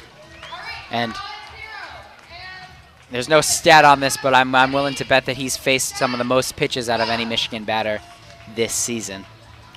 Yeah, I'm sure Michigan has those stats. The baseball team does somewhere. But I think it's a fair assumption there, given the at-bats we've seen out of Franklin. We don't have those readily available to us. Maybe a little, I don't want to say secret thing for Michigan baseball, but, you know, not something they necessarily want out in the public is full scouting reports on all their hitters. Nonetheless, it is a 5-5 game. Walker Cleveland will still be on the mound for Michigan here despite his struggles last inning. Currently not on the hook for a win or a loss. Neither of the starters in this ballgame in line for a decision in this one. Page nor Guerrero, as their offenses have scored 5 runs in the first 3 innings.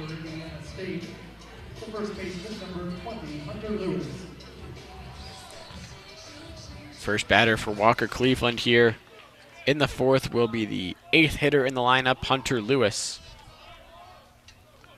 Lewis 0 for 1 in the ballgame today with a swinging strikeout back in the 2nd. Cleveland fires a first pitch outside for a ball, 1-0 to Lewis. Working exclusively out of the stretch is Cleveland, off near the right side of the rubber. Instead, we get back to the defense behind the Michigan pitchers today. We'll give you that in just a second here as the 1-0 pitch misses low and in for a ball to the right-handed hitting Hunter Lewis. Mentions Miles Lewis, Jesse Franklin, Jordan Brewer in the outfield. Blake Nelson, Jack Blomgren, Akeo Thomas, Jimmy Kerr from left to right on the infield. And Joe Donovan's behind the plate today. The usual lineup for Michigan. 2-0 pitch misses high and away for a ball. It's 3-0 now on Hunter Lewis, the first baseman for Indiana State. Michigan in their all whites today. White tops, white bottoms. Stripe that goes down to the knees and the pants. As the 3-0 pitch is in there for a strike, 3-1. A blue Michigan across the chest with the blue number off just below it. Blue numbers on the back, yellow piping across and around those numbers, as well as the blue and maize piping at the end of the sleeves as well. Blue hats, maize on. 3-1 pitch was a strike on the outside corner there to run the count full against Hunter Lewis. And Cleveland comes with a payoff pitch. Misses outside for a ball, ball 4. Cleveland looks disheartened on the mound a bit as he lets Hunter Lewis get on with a leadoff walk. Not a good sign if you're a pitcher ever to walk the leadoff hitter. That'll bring up Chris Ayers, taking his time getting to the plate. Or rather, we have a pinch hitter, not Chris Ayers. Looks to be C.J. Huntley stepping to the plate. Now pinch hitting for Indiana State, number 21, C.J. Huntley. It is indeed C.J. Huntley coming to the plate. Not sure if something was up with Ayers. He looked fine after being hit by the pitch and running the bases in his previous at-bat. Huntley comes in to this one, batting .222 on the season as a pickoff throw chases Lewis back at first. .283 on base percentage for the right-handed hitting Huntley. It's .242 with runners on base. So he has one over there at first base. First pitch to him is a fastball at the knees for strike one.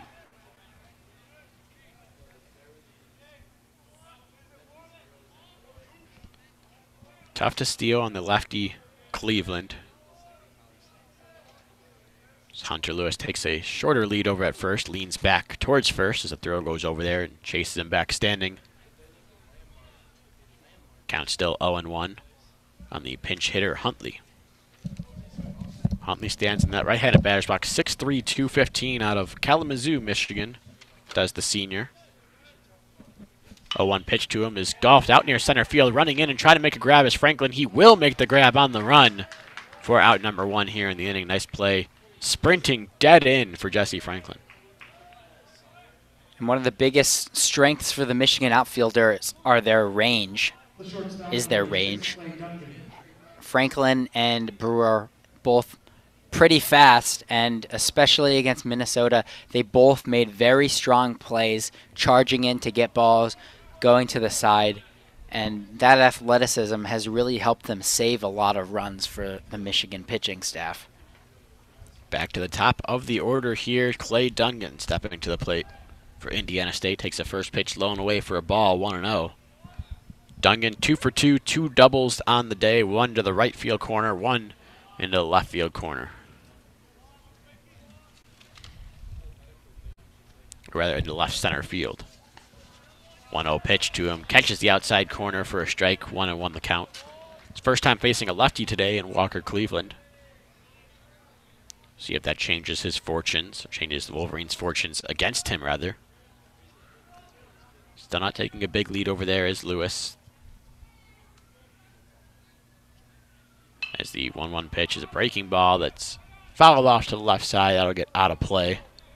The count to move to 1 ball and 2 strikes. Dungan has been tearing it up for the Sycamores this year. As their leadoff hitter, he's hit .315 with a .486 slugging percentage. Yeah, up to .327 on the year after going 2 for 2 today, and slugging percentage up to .513 on the season. Really boosting himself up in this game with a couple doubles. As he fouls one off that almost hit him in the hands.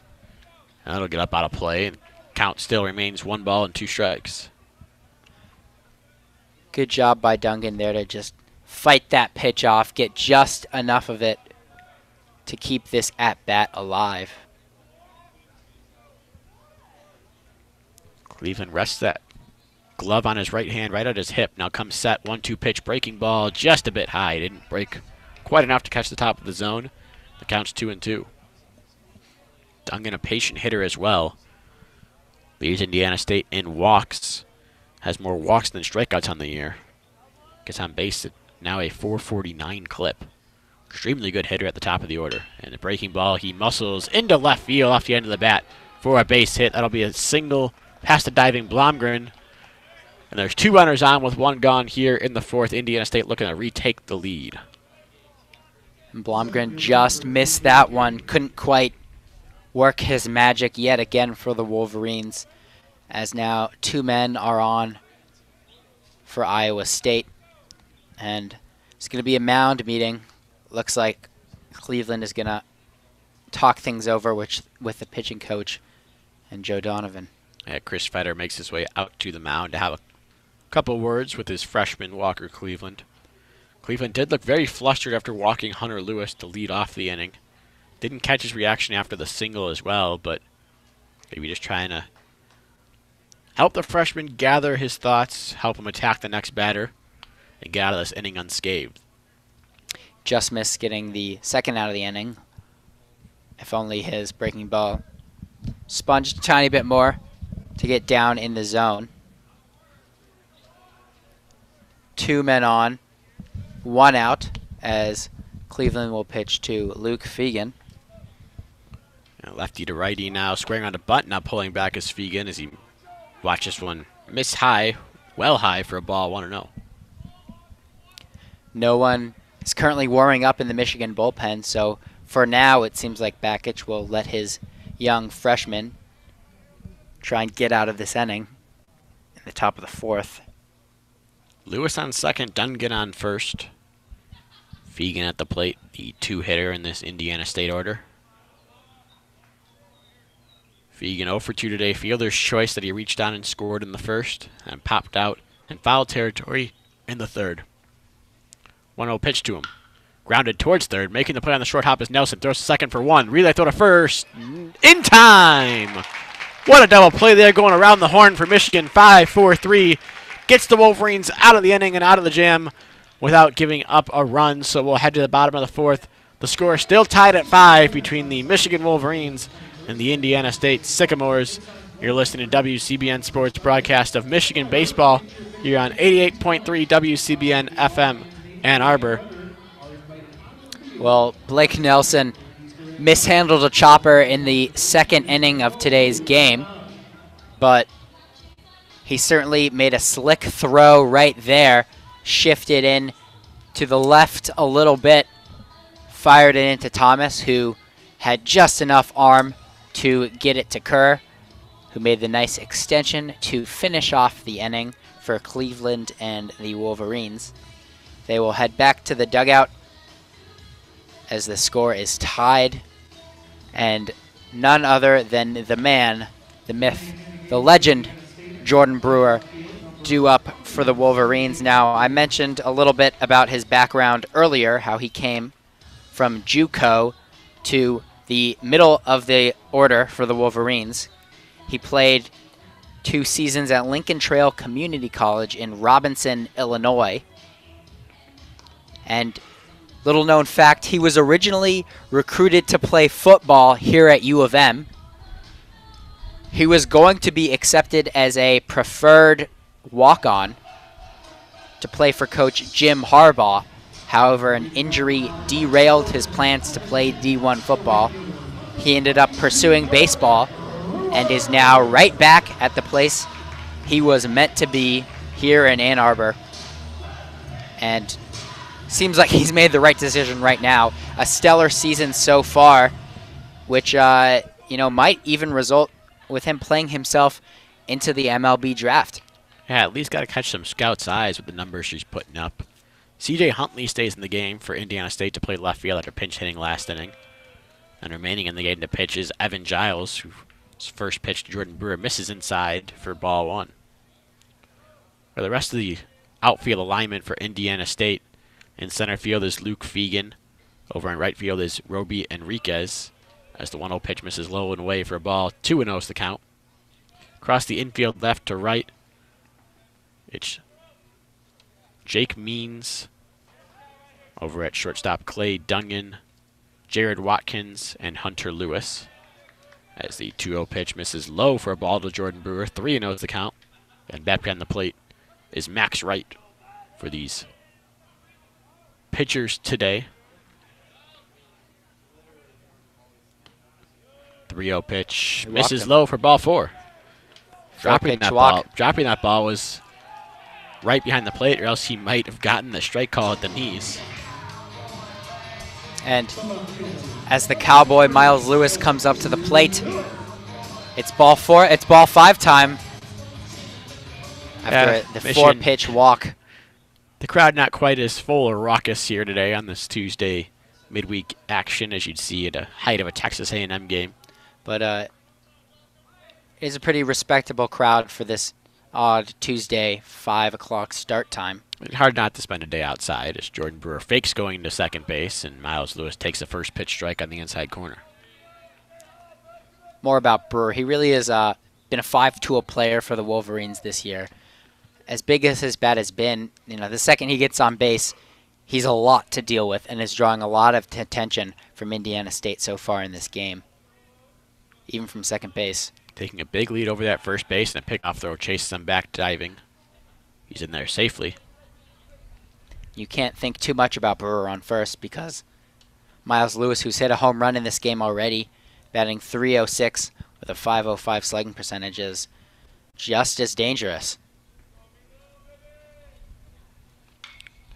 The 0-1 pitch is hit high in the air on the infield. Calling off and trying to make the grab is Jake Means. He comes all the way over near home plate to make that grab for out number 1.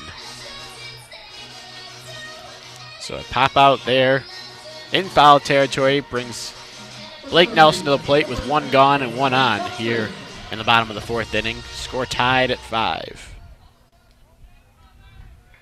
Nelson 0 for 1 on the day. He's walked on 4 pitches, struck out looking in the 3rd as well. If I recall correctly, I don't think the bat has come off his shoulders today at all. I believe he wasn't too happy with some of those strike calls in his strikeout at-bat in the 3rd. He watches the first pitch of this at-bat, catch the outside corner for a strike, fake throw down to first as Jordan Brewer once again took a very aggressive secondary lead after the pitch was thrown. Seems like Brewer does everything pretty aggressively. Whether it's cutting off line drives on the base path or swinging on the first pitch of an at-bat. Another pickoff throw over to first base. Brewer dives back in without a tag.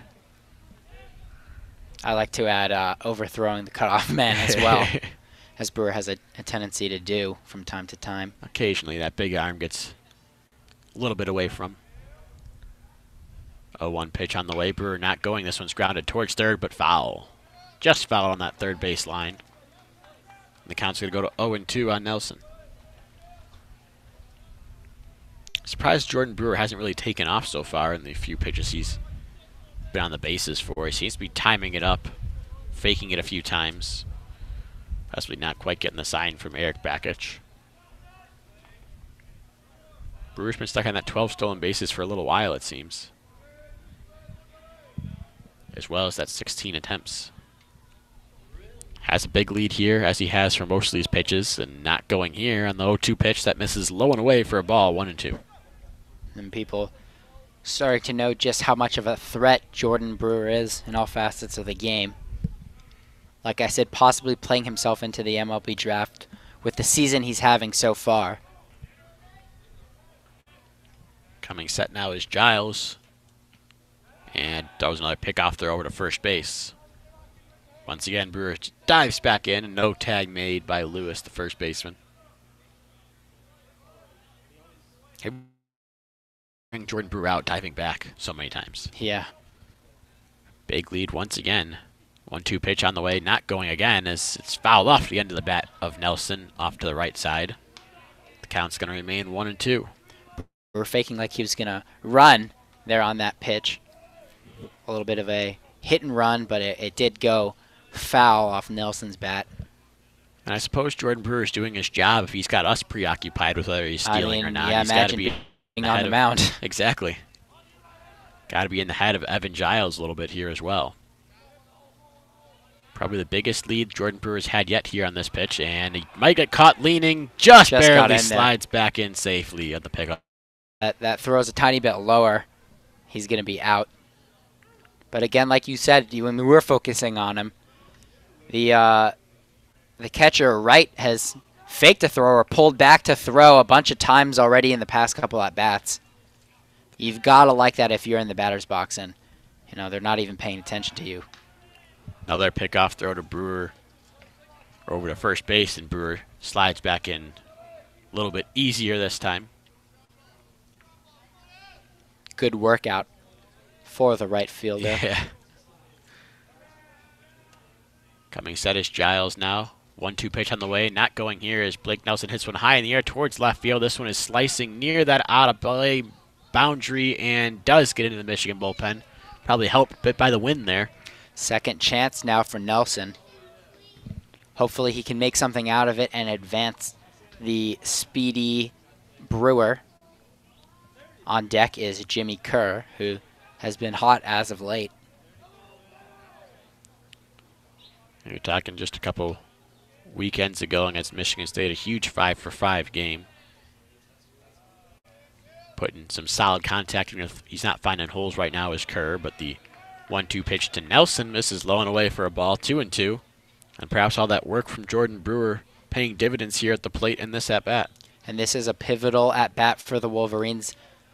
A really long one, not just in terms of pitches, but in terms of total time elapsed between all the throws back to first base, the foul balls. 2-2 pitch. Grounded to third. Backhanding over there is Means. He throws to second for one. Relay throw to first in time. What a play there by Indiana State to go around the horn in the longest possible way and get Indiana State out of the inning without allowing any Michigan runs, just as Michigan did in the top half of that inning with the 5-4-3 double play. So through 4 innings of play, once again, we are still knotted up 5-5 between the Wolverines and the Sycamores here on the official student radio broadcast for Michigan Baseball. You're listening to WCBN Sports on 88.3 WCBN FM Ann Arbor. And Falco Brewer does look tired there, standing on third base after seemingly running a marathon on the base passes right there. But that was a fantastic play by Jake Means to feel the ball going to his right. When he had the ball in his glove, his feet were touching the foul line and made an unbelievable throw to the second baseman. And that throw has to be perfect because of the length. He has to get it there in time to get the speedy Brewer out at second base. But not only does it have to be a quick throw and a powerful throw, it has to be right on target so that the second baseman can get in his glove, make a quick transfer, and go to get the out at first, which they did do. Like you said, the longest possible double play you can have. But just great fielding by the Sycamores to get out of the inning, no harm done, facing the 3-4-5 batters in maize and blue. And Indiana State will send the 3, 4, and 5 hitters here to the plate in the top of the 5th inning. Roby Enriquez, Jake Means, and Max Wright. Starting off with Enriquez, the left-handed hitting right fielder. Was intentionally walked his last at-bat to set up a force out and ended up coming around to score on the big Romero Harris go-ahead double. 3-run double at that. First pitch to him catches the inside corner for a strike, 1-1, or rather 0-1. Lefty to lefty here, Cleveland to Enriquez. 0-1 pitch on the way. Foul off the inside part of the bat back to the screen. And the count's 0-2. That had a nice crack sound to it on the hard hit foul ball. Not much better than this.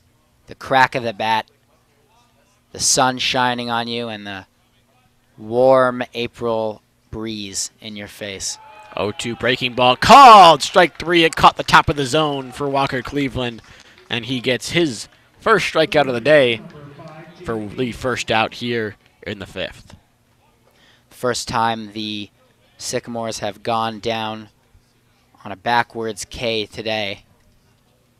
Good start to the inning by the freshman Cleveland, making his 7th appearance in his Michigan career. Actually, the second time. It's kind of been a theme today is backward Ks. 6 strikeouts on the game, 3 for each team. 5 of those 6 strikeouts have been looking. As Walker Cleveland fires one low in the dirt to start off the at-bat against Jake Means. The count's 1-0. Means the big, powerful right-hander. Watches the 1-0 pitch, breaking ball, catch the inside corner for a strike, 1-1 the count now. Means 6'1", 220 in that right-handed batter's box, the senior out of Gardner, Kansas. Crouches over that right-handed batter's box, hands almost over the plate. The 1-1 pitch is hit, fouled on the left field line with a chopper, and out of play. The count will go to 1 ball and 2 strikes. Cleveland not a huge strikeout pitcher. Just has 6 on the year. 7 after that one that he just tossed. Or rather, that was number 6.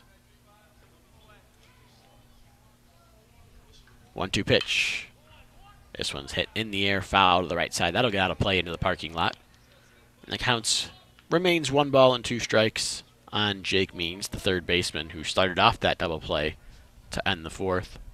When we talk about that double play, I didn't think he was going to throw to second at first, Means. I didn't know if he had enough time going back all the way to the line, but turns out he did. And it was a huge double play for Indiana State. He lines one towards center field. Jesse Franklin giving chase in towards that left center field gap, and the speed of Jesse Franklin buys him an out on that one as he makes the grab for out number 2.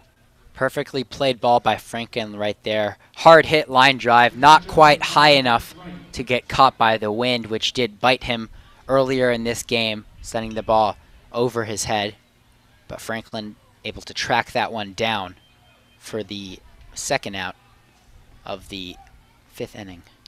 Now it'll be the catcher, Max Wright, coming up to the plate. Wright 0 for 1, strikeout, and an RBI hit by pitch back in the 3rd. He was one of the first batters Walker Cleveland faces. He bounces one to the right side, but Jack Blomgren comes all the way over from his shortstop position. He was shifted that direction to make the play for out number 3. He fielded, tossed over to first accurately. 1-2-3 inning for Walker Cleveland here in the 5th. Indiana State obviously does not score on that. And we'll head to the bottom of the 5th. We're halfway home, and we're all tied up. Michigan 5, Indiana State 5. On the official student radio broadcast for Michigan baseball here on WCBN Sports and on 88.3 WCBN FM Ann Arbor. Well, Falco, the Wolverines are halfway there. They're living on a prayer. But that was a good inning for Cleveland after a little bit of a shaky start, letting in some runs, letting up the big double in the 3rd inning to open up the scoring streak for the Sycamores. He's settled down since, has not given up a run. And after walking some batters in the 4th, he had a nice 1-2-3 easy inning as the game remains all knotted up at 5. We got a new pitcher in the game here for Indiana State. It's Wilbur Konak coming into the game, the junior left-hander out of Farmington Hills, Michigan. He'll be making his 3rd appearance of the year only. He's 1-0 with a 3.86 ERA. He's only pitched 2 1/3 innings worth of work so far this year. He struck out 1, walked 2, 300 batting average, but again, just such a small sample size, not too much to take away from those numbers just yet. And it'll be a lefty-lefty matchup to start off this inning. Kerr batting .471 when leading off an inning in this 2019 season. Like we said earlier, coming off a big weekend just over a week ago against Michigan State when Kerr went 5 for 5 with 2 home runs, 2 doubles.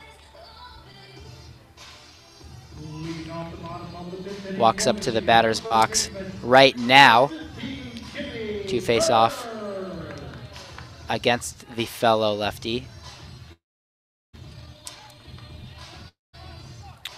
Jimmy Kerr, as you mentioned, has come to the plate for this lefty-lefty matchup to start things off here in the bottom half of the 5th. Michigan looking to break the tie. That's persisted for the last inning and a half. First pitch fastball is a strike to Kerr. It's 0-1. Kerr, the senior out of Scottsdale, Arizona. Or rather listed out of Dallas, Texas officially on this score sheet here. Grounds one towards the right side. Making the play in fair territory is Lewis on the short hop and makes a nice grab to then run over to first base and record the out. 3 unassisted to start things here in the 5th inning. That'll bring up Jack Blomgren now. Second hitter of the inning, the shortstop for Michigan. Kerr now 0 for 3 on the day. We'll see if the change in hometown listing can help him as it did for Ignas Brazdeikis last basketball season. Big swing and a miss there on the first pitch. Well, foul tip into the glove for Blomgren to start things off here. Counts 0-1.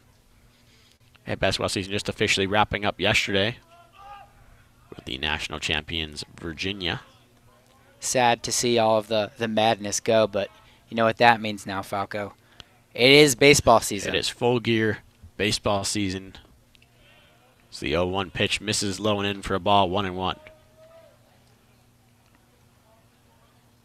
And Michigan basketball having a couple notable departures or potential departures today, declaring for the draft, or at least the draft process. 1-1 pitch misses outside to Blomgren, 2-1. Jordan Poole, Ignis Brazdeikis, and Charles Matthews all declaring they were going to at least sign an agent for the draft process, whether that means they decide to go all the way through the draft or not, is yet to be seen. 2-1 pitch to Blomgren, ground ball up the middle. Making the play there is Watkins near the second base bag. He throws on over to first for out number 2. And that ball was played perfectly into the shift. Blomgren hit it right up the middle. Fielded easily by Watkins, who was playing pretty close to the bag. Able to make the easy out to bring Donovan to the plate, who had a clutch single last inning to bring in 2 runs for the Wolverines and keep the inning alive. 1 for 2 on the day is Donovan with that 2 RBI single back in the third. That got the game within 1 before a Wogu walk with the bases loaded tied things up. Also has a foul out to first base in this ball game, slightly less noticeable, or notable rather, as the first pitch of the at-bat misses low and away for a ball. 1-0 is the count. Or rather, 2-0 now is the count. First pitch missed low. Second one was low and away. Third pitch misses low once again. Theme of the at-bat here, and it's 3-0.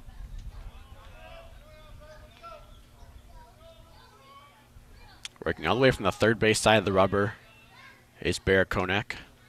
Throws the 3-1 fastball in there for a strike. Donovan taking all the way. And the count's 3 balls and 1 strike. Those 2 RBIs for Donovan pushes season total up to 14 on the year. And he chops one to the left side on the 3-1 pitch and going to run the count full as that one gets foul and out of play. The defense in a pretty extreme shift as Donovan comes to the plate with shortstop, third baseman playing deep, and the second baseman shifted over to the middle of the infield. Yeah, on the third base side of the bag is the second baseman Watkins. The only one over there on the first base side is Lewis. As this pop-up is hit right behind the second base bag, Watkins, the second baseman, has a beat on it and reels it in what would be shallow center field for out number 3. So 1-2-3 inning for the Wolverines here in the 5th, just as we had in the top of the 5th. And we are cruising along here to the 6th inning with the score still 5-5 between the Michigan Wolverines and Indiana State Sycamores on WCBN Sports broadcast of Michigan baseball here on 88.3 WCBN FM Ann Arbor. You think the Sycamores should be rivals with Stanford? We can get a tree versus tree matchup. Yeah, I mean, I don't see why not.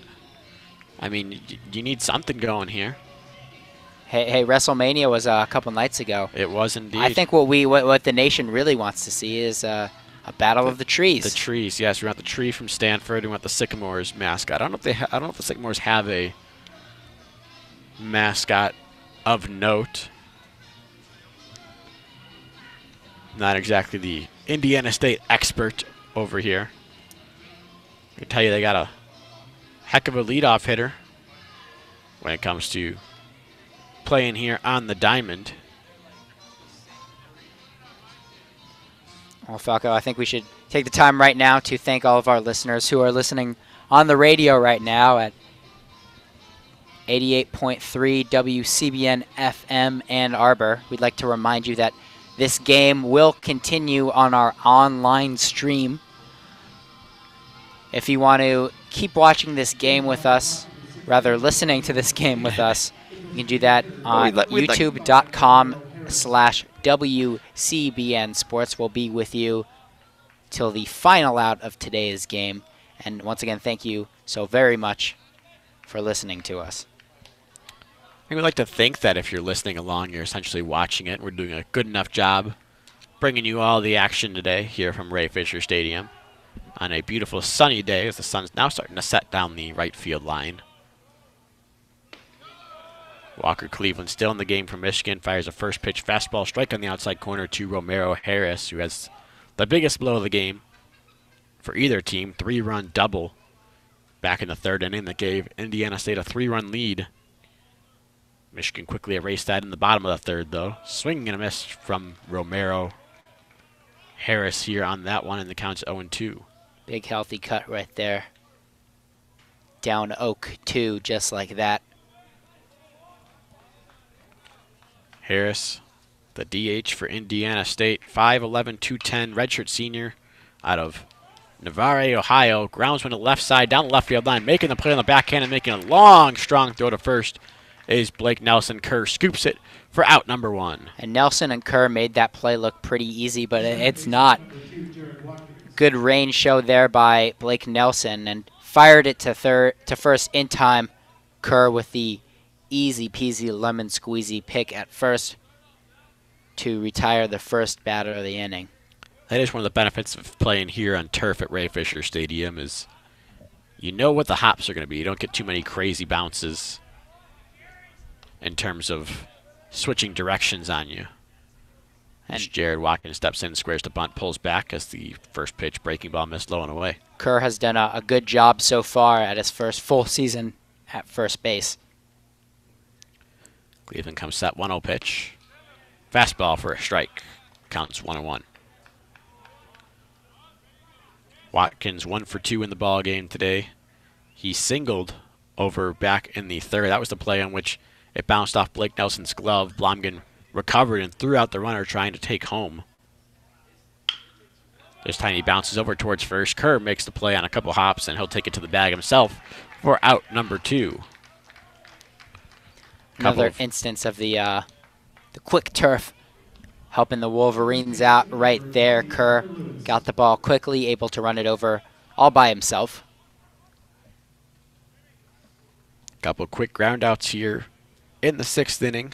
Exactly what Walker Cleveland wants to see as he gets further in this ball game. No action currently in the Michigan pen. With 2 gone, Hunter Lewis stepping to the plate. First pitch, the at-bat to him, swung on and missed. Good off-speed, it looked like, on the outside corner. Had him way out in front, and the count's 0-1. Lewis 0 for 1 in the ball game with a strikeout and a walk. Wouldn't it be huge if Cleveland could get another back-to-back inning? This time the off-speed pitch missed low and in for a ball. Counts 1-1. Back-to-back. 1, 2, 3 innings would be huge, as the Wolverines, like you said, don't have anyone warming up. They're able to steal a good day's work from Cleveland on a middle of the rotation day. 1-1 pitch is fouled off the foot of Lewis at the plate. He'll hobble around a little bit and shake it off. When he gets back at the box, he'll be down in the count, 1 ball and 2 strikes. Yeah, Lewis, the man at the plate right now, the only hitter to go down swinging today on strikes. Been 5 other strikeout victims throughout the ball game, all of them looking besides Lewis. 1-2 pitch. Off-speed, grounded towards third. Blake Nelson fields, takes a couple hops and makes a strong throw to first in time for out number 3. 3 ground balls that inning induced by Walker Cleveland. The Michigan defense takes care of it. And a 1-2-3 inning sends us to the bottom of the 6th. Once again, still all tied up between Michigan and Indiana State at 5 runs apiece. You're listening to WCBN Sports coverage of Michigan baseball. For the last 5 minutes here, you'll be listening on 88.3 WCBN FM Ann Arbor. You can tune in to youtube.com/WCBN Sports to hear the rest of the action in this one today for our thrilling conclusion of this ball game, in which many fans may not have initially expected Indiana State to be hanging around as well as they've done against Michigan on the surface, given the small-name school out of the Missouri Valley Conference coming up here to face the big Big Ten school, Big Ten leaders in Michigan. But that pitching staff of Indiana State, definitely worth the price of admission if you're a Sycamores fan. And the offenses for both teams have done a good enough job of scratching across runs whenever they have base runners, really. Not too many runners stranded in this ball game, which is a notable stat. And looking at just runners left on base, 2 for Indiana State, 6 for Michigan, but 3 of those came with the bases loaded in 1 singular at-bat back in the 3rd inning.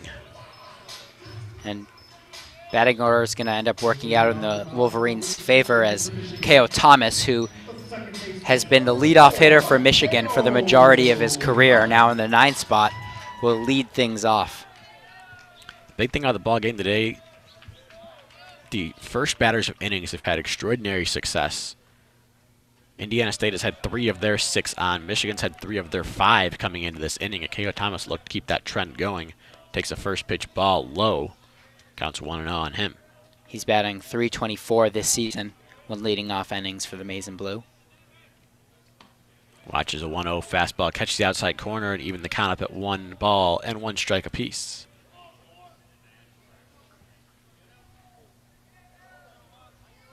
Bear Konak works out of the stretch and from the left side of the rubber.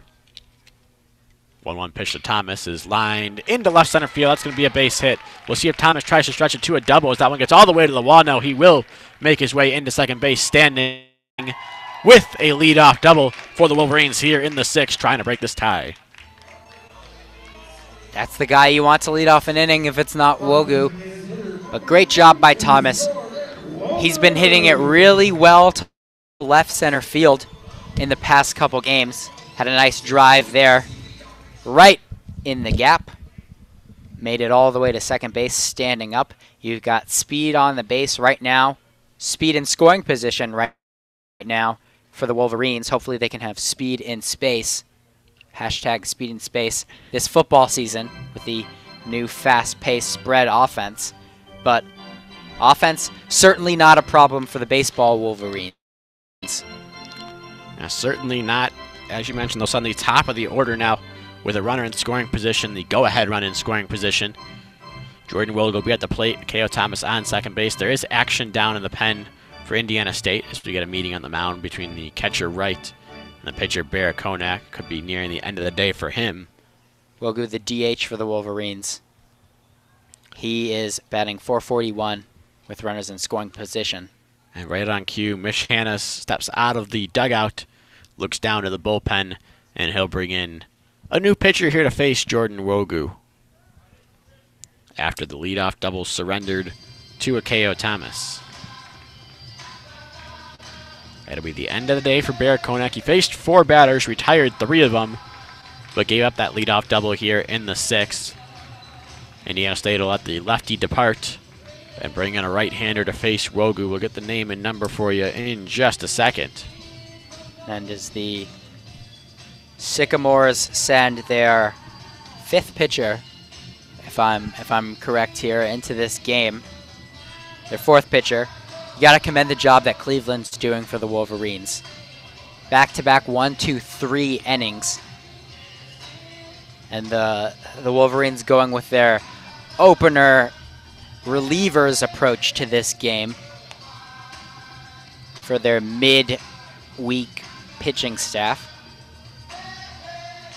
Of course, Tommy Henry and Carl Kaufman usually the go-to pitchers on the weekend. It'll be Tyler Ward coming into the game for Indiana State, the right-hander out of Rockport, Indiana. Senior right-hander making his 12th appearance on the season. 2nd on the team for Indiana State. Comes in with a 1-1, or rather a 2-1 record, a .284 ERA, 4 saves on the season for him. He's pitched 47 innings on the year, the 2nd most on the roster. Struck out 35 guys in those 47 innings, walked 14 of them. Opposing batters hit just 190 against the right-hander, so tough guy to make solid contact against is Tyler Ward. That's exactly what Indiana State will be looking to do here against the part of the Wolverine order that you're really afraid of making hard contact against. Leading off with Jordan Wogu, who made some hard contact back in the 1st when he hit a ball out at 107 miles an hour over the left field wall for a leadoff home run back in the 1st inning. Since then, he's reached on an error and a walk, which he also registered an RBI on that bases-loaded walk. Brings his season total up to 16. Get a righty-righty matchup here momentarily after Ward spins back and Thomas walks back to the second base bag without a throw. Wogu has reached base safely in all 3 of his at-bats so far. First pitch to him is hit in the air towards right field, taking a step in. Now going back a little bit is Enriquez. Tagging on the play is Thomas. Throws can go to third, but it gets past the third baseman over his head. Maybe lost that one right in the sun. I think the third baseman means definitely lost that one in the sun off the hop because he didn't even put his glove up near where the ball was after it got past. Would have had a shot at tagging Akeo Thomas out. As it stands, Thomas with the move up to third on the fly out to right. And he would have had a good shot, but it looks like Thomas probably would have been safe at third base. Second time he's been on third today as Jesse Franklin comes up. Franklin with a good chance to give the Wolverines the lead, just 90 feet away. First pitch to him misses low and in to the left-hander and counts 1 ball, no strikes. He looks at that first pitch after swinging on the first pitch to fly out in his previous at-bat. Yeah, it was all the way back in the 3rd inning. Seems like forever ago. As he hits one high and deep towards right center field, going back near another track near the wall. Gone! Jesse Franklin with a 2-run home run to put the Wolverines out in front. His 8th home run of the year. An absolute bomb to right center field. It's 7-5 Michigan. You love to have Akeo Thomas's speed on the base path, but doesn't matter when you hit it that far. Absolutely crushed by Franklin to the deepest part of the ballpark in center field. He sent that one a long way to give the Wolverines their first lead of the game since the 3rd inning, with Brewer now coming up to the plate. An absolute bomb from Jesse Franklin, and Brewer fouls the first pitch he sees in this at-bat off his foot. He topples down to the ground. He had a little bit more of a sell job than anything. May bounce off his knee, actually. Looks like he's going to have to walk that one off a bit. Count is 0-1. Yeah, Jesse Franklin, my goodness. Absolutely destroyed that baseball. We'll get the distance on that momentarily if Michigan baseball provides it for us here. But that had to be 400 feet off the bat. Let's see, 0-1 pitch to Brewer. Catches the outside corner for a strike, 0-2. It's 395 to straightaway center, and the wind was trying to push it towards that deep part of the park after it was hit towards just about straightaway right center field, I want to say. As Brewer fouls one on the right field line that hooks just a little bit too much and gets foul. Count remains 0-2.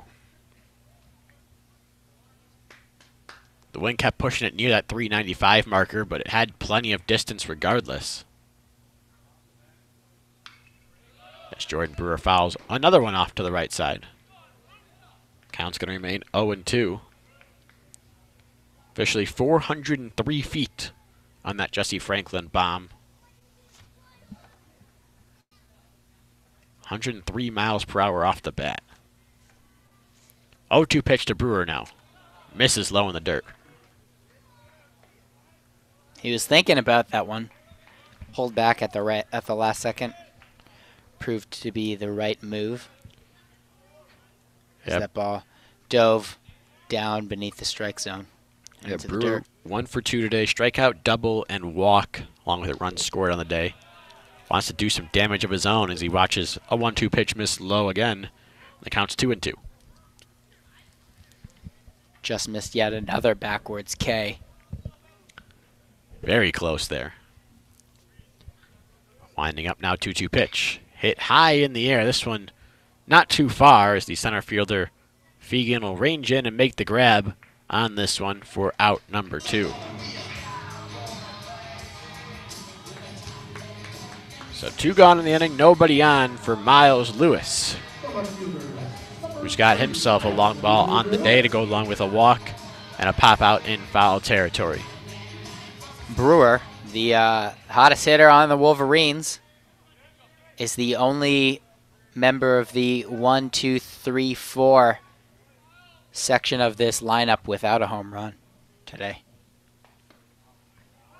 I'm sure if he gets another at-bat, he'll be trying to correct that. First pitch strike here to Miles Lewis has him down the count 0-1.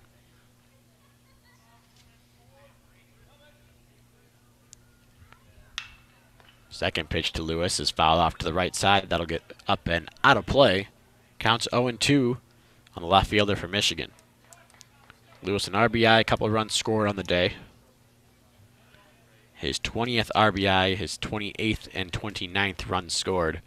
0-2 pitch to him. Swing and a miss at one. And down in the dirt with the breaking ball for out number 3. First swinging strikeout of the day for the Wolverines. And they go down here in the 6th, but not before a big 2-run blast by Jesse Franklin puts them ahead 7-5 through 6 innings of play here at Ray Fisher Stadium. It's Michigan 7, Indiana State 5 on the official student radio broadcast for Michigan baseball here on WCBN Sports. I'm Austin Falco alongside Alex Sheep, bringing you all the action for today's ball game. Been here since first pitch. We'll be here till last pitch, and that stands true for tomorrow's game as well. We'll have coverage for you right here on youtube.com/WCBN Sports. Game starts at 5 p.m. Eastern Time, just as today's did, and hope we get as good a weather as we did today as well. We've had our door open here in the conference room, our makeshift booth, all game long. Just the weather, absolutely gorgeous outside. Cleveland will go into the top of the 7th inning, here, having pitched 3 2/3 so far. Cleveland has pitched back-to-back 1-2-3 innings, so that's 6 in a row for the young left-hander. Try to ride him while he's hot is Eric Bakich. There is action in the Michigan bullpen, so hopefully for their sake, they won't need to make the call. If Cleveland can get out of this inning without allowing a couple runs, Michigan can go on to hold this lead. It'll be Walker Cleveland line for the win in today's ball game. He's 2-1 in his young maize and blue career. He'll start off against C.J. Huntley. First pitch breaking ball strike on the inside corner to the right-hander. Counts 0-1. Huntley replaced Chris Ayers back in the 4th inning of this one. He's 0 for 1 with a fly out to center field on the day. Winding up now, or rather out of the stretch, and firing just low and away for ball 1. Counts 1-1. Huntley, a .218 batter, and just his 56th at-bat of the season. Cleveland now comes out the belt and fires one that is lined down the left field line. Fair, it'll get into the corner. Miles Lewis will chase it down. Huntley's on his way to second. He'll be there standing. Leadoff double here in the 7th. As the trend continues, the leadoff hitters having incredible success today for both teams. Indiana State potentially in business here in the top of the 7th, with the top of the order scheduled to come up. And what seems to be a good move by the Sycamores, the pinch hitter gets on. Not the way you want to start the inning for Walker Cleveland. That ball was an absolute rocket down the third base line. Easy stand-up double. Potentially the last batter, perhaps, of the day for Walker Cleveland as he gets to face the left-handed hitting Clay Dungan. Dungan 3 for 3 on the day today, 2 doubles and a single. The single against Cleveland, the 2 doubles against Isaiah Page. First pitch is a strike with the fastball in the outside corner. Counts 0-1.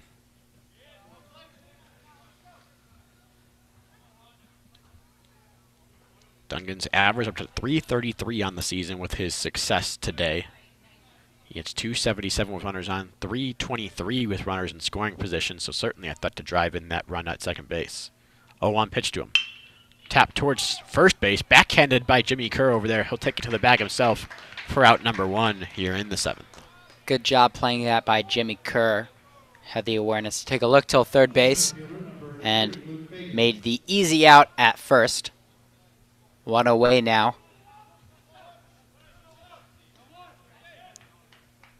It appears as if Cleveland's going to stay in the game for now. Luke Fegan stepping up to the plate, the center fielder for Indiana State. Not too much pop in the bat of Fegan. 7 doubles on the season, but nothing more than that. Is a solid hitter altogether, though. 273 batting average, despite his 0 for 3 day officially today. First pitch is in the dirt. Running home was Huntley. First pitch strike, rather. Running home was Huntley. And no one was over at third base to pick him off afterwards. I don't know if Donovan just realized it late. Nelson wasn't quite over there. Going for the bunt play. So with a lefty pitcher and a right-handed hitter at the plate, if there ever is a situation to be a little more aggressive at third, that's usually it, as Donovan drops another ball. Yeah, the 0-1 pitch, Donovan tried to frame it on the outside corner, but it trickled off the bottom of his glove and then through his legs. Didn't get far enough away, though. Count will be 1-1. Runner still on third base. Blake Nelson playing a little bit farther in at third. Jimmy Kerr creeping a little bit at first, but infield still at normal depth for the most part. As the 1-1 pitch misses just outside with the fastball. It's 2 balls and 1 strike on Fegan. Michigan leads 7-5 here in the 7th. Indiana State trying to at least cut that lead in half. After the leadoff double, move the runner up towards third with 1 gone. 2-1 pitch is an off-speed pitch that catches the inside corner. Fegan doesn't seem to agree, but home plate umpire Stephen Linton calls it strike number 2, and we're even up at 2 balls and 2 strikes in this at-bat.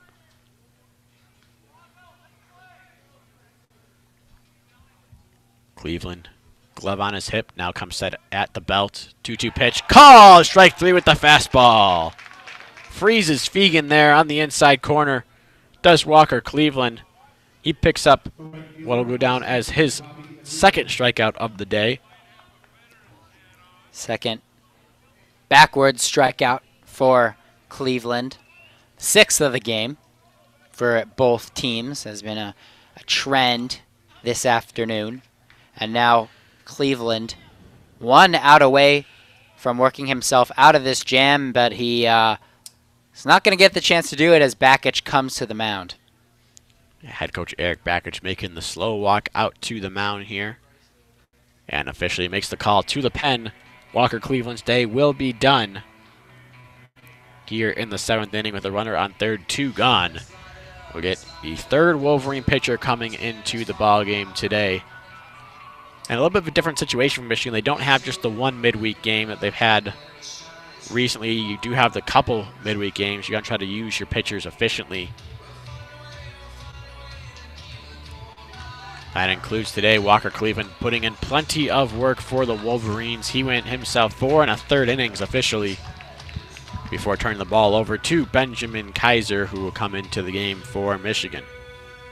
Kaiser, the left-handed throwing redshirt junior out of Portage, Michigan, will make his 12th appearance of the year. He has started a game in there and picked up a save as well. He's 1-0 with a 3.45 ERA. Pitched 15 2/3 innings on the season. He struck out 15 batters in that span. Walked only 4 of them. And opponents hit just 173 in the batting average department against the left-hander for the Wolverines. Good job there by Walker Cleveland to put in some work for head coach Eric Bakich and the Wolverines. Before officially turning the ball over, the book on the day for him not officially closed. The runner on third does belong to him. But in terms of putting runners on base, he gave up 4 hits. Right now sits at 2 runs, both of them earned. He's walked 2, struck out 2, and hit a batter. Faced 18 total batters, did Walker Cleveland on the day. And as the Wolverines can hold on to the lead, he is in line for the win.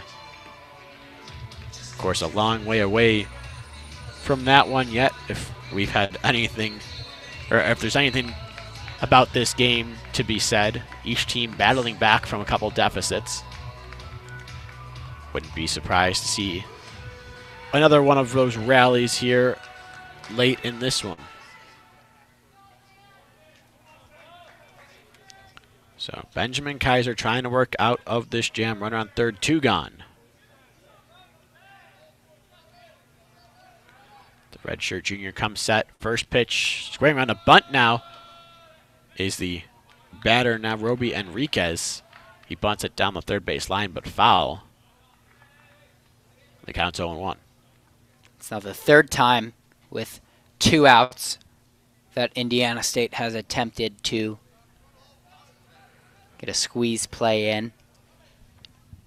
Not afraid to call these bunt plays with the middle of their order also. The 3-hitter Roby Enriquez squaring around. Earlier on it was Jake Means, the 4-hitter. I believe Luke Fegan, the 2-hitters, also squared around in this one as well.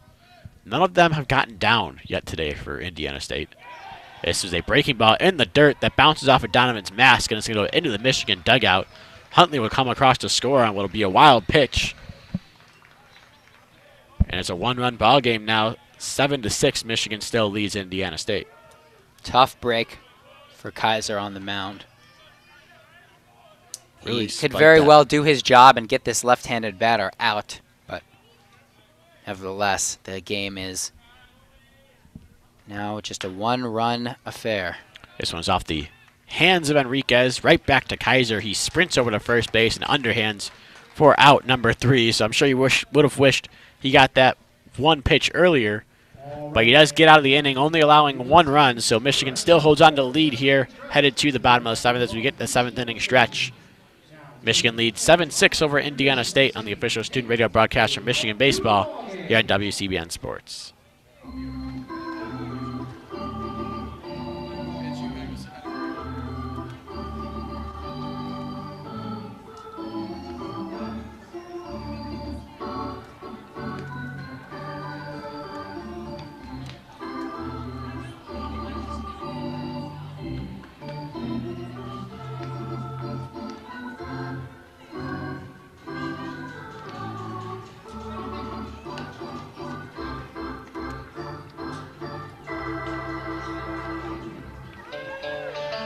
All right, Mr. Cubs fan.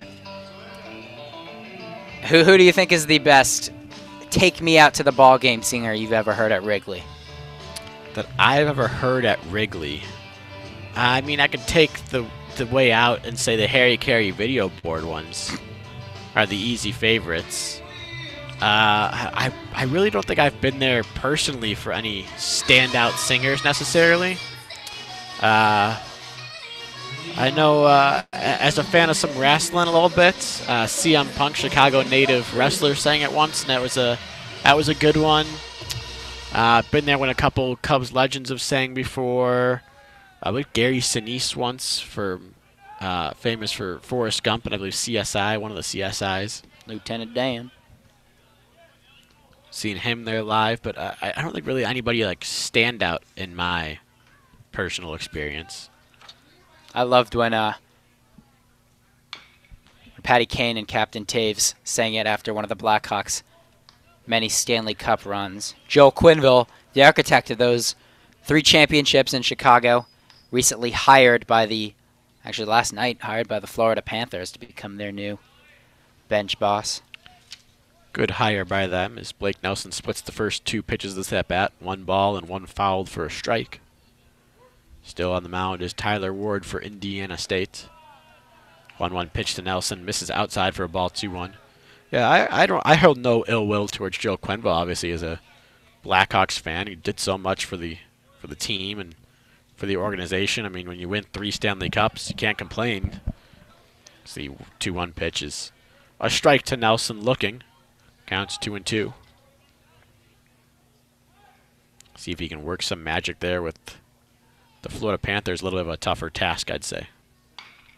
Nelson lines 1 foul towards the left side. It'll bounce off the sidewall and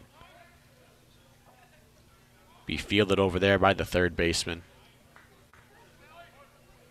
Jake Means. The count remains 2-2. Winding up now and firing and lining one into the right center field gap is Nelson. He'll round first and stay there as a strong throw in from Fegan in center field will keep him to a leadoff single, and yet another leadoff runner on here for these 2 teams.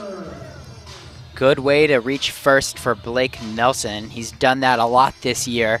A good, sure-handed contact hitter with a lot of those softer line drives going into the outfield.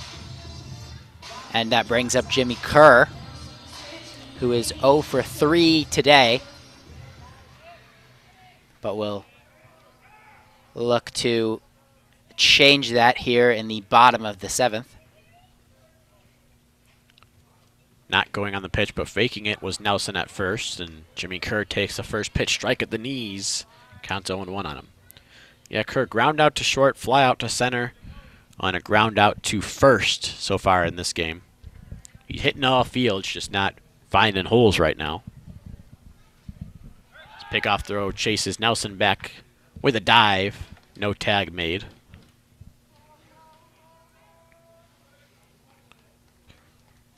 Nelson on first base, 7 for 7 in stolen base attempts this season. Should head coach Eric Bakich give him the signal. Of course, an aggressive team on the base paths is Michigan since Bakich came to Ann Arbor. Kerr fouls one off to the left side. That'll get out of play and bounce in between some cars, it looked like. Everyone's safe by Yost Ice Arena for now, but the count's 0-2 on Jimmy Kerr.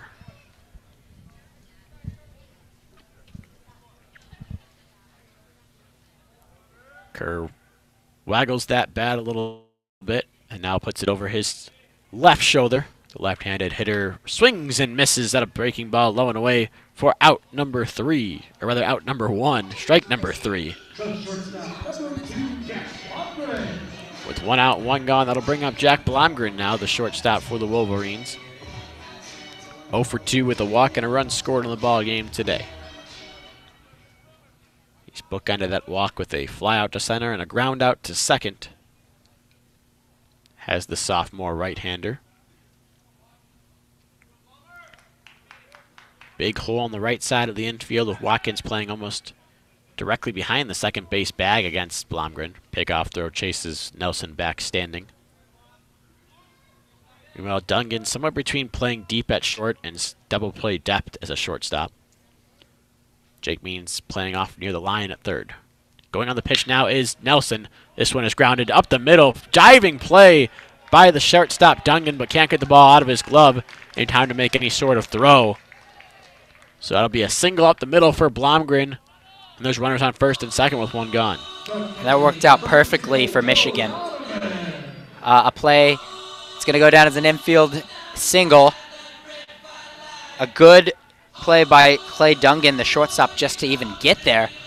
But had Nelson not run on that pitch, it would have been easy to flip the ball to second base to get at least 1 out.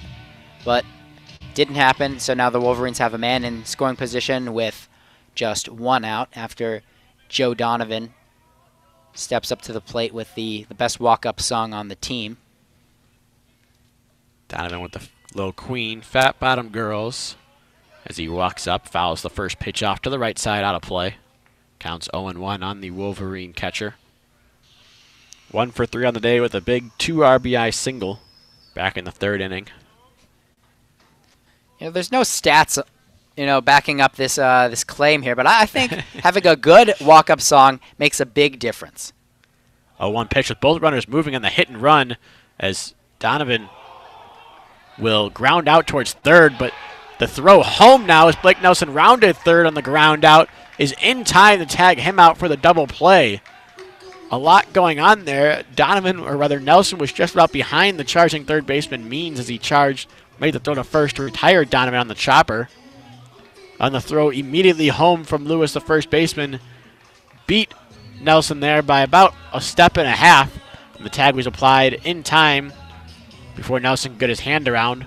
That'll be the end of the inning there for the Wolverines. In the 7th, they don't score a run despite a couple singles.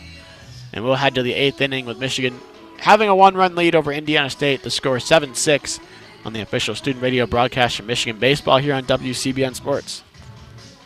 And yet again, Nelson running on the pitch seemed to prevent another out, but was waved home, and good awareness and communications by the Sycamore defense.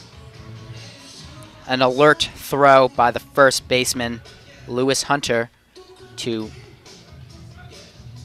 get Nelson out by a mile right there. Yeah, the good old 5-3-2 double play. See those all the time. You know what they say, you know, you get round ball, get yourself a 5-3-2 double play. Oh, that's the first thing they teach you in Little League. Yeah. So as it stands, as you mentioned, Indiana State going down a run here. A little bit of momentum there after that double play. They'll send up the 4, 5, and 6 hitters right the middle of the order to start off the 8th inning here against Benjamin Kaiser, still in the game for Michigan. Kaiser was in for one batter there in the 7th. Threw a wild pitch that allowed the run to score from third, but then got an easy tapper back to the mound to retire Roby Enriquez to end that 7th inning. And now Kaiser will get the first chance of the day against a righty in Jake Means.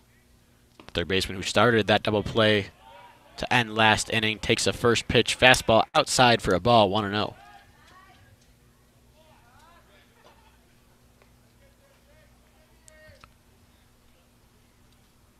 Kaiser the lefty, Means the righty. 1-0 pitch. Fastball strike at the knees. Counts evened up at 1 ball and 1 strike. Means on the day, 1 for 3. RBI single back in the first, but senses lined out to short. And then a borderline line drive fly ball to center field that Jesse Franklin came sprinting in on to make a grab. 1-1 pitch, misses low and in for a ball now. Counts 2-1 on the third baseman for the Sycamores. Batting average at .280 on the season, including his 1 for 3 day. On base percentage all the way up to .411. But he swings and misses at a pitch bearing down and in on him. And the count works its way to 2 balls and 2 strikes in this at-bat.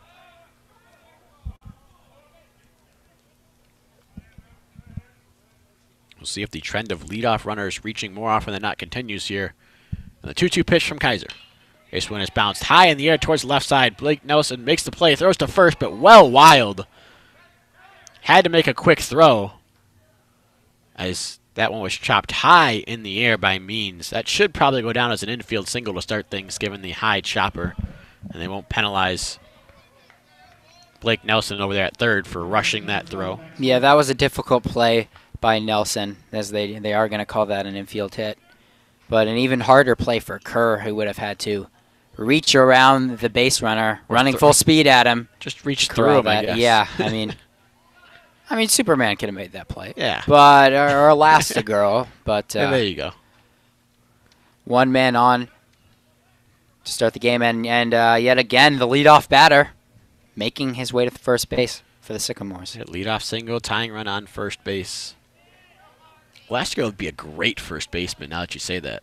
Oh, yeah. I mean, really, anywhere, you just feel anything. Yeah, I mean, I guess it would be impossible to get a hit anywhere.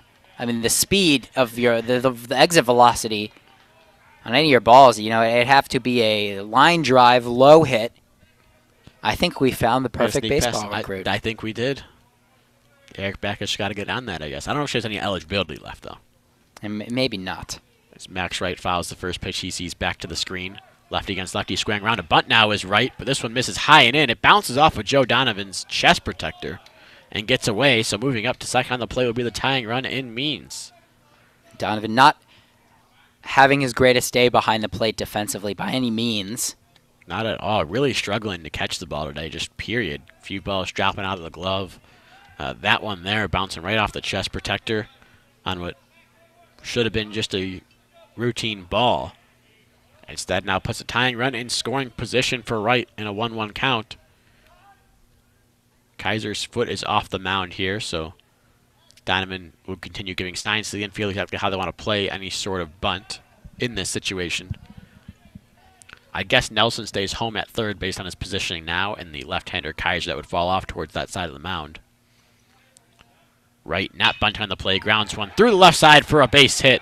Charging in is Lewis, and he will throw in, hit the cutoff man to prevent Means from scoring. But there's runners at the corners. The tying run just 90 feet away now after a couple singles to lead off the 8th inning. And the margin of error becomes even thinner as the Sycamores are now just either a hit or an error away from tying this game up at 7.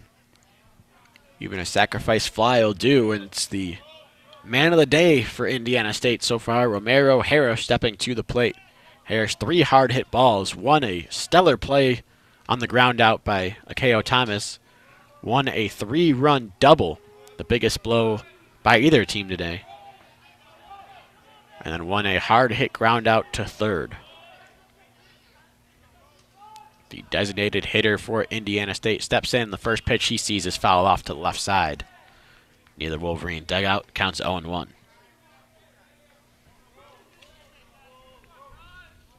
Harris, you mentioned before, the redshirt senior out of Navarre, Ohio. Stands in there just 5'11", but 210 pounds. Wears the high socks, high blue socks today for Indiana State to go along with their black uniforms. And he has the hit of the day so far for the Sycamores, a deep bases clearing double over the head of Franklin in center field.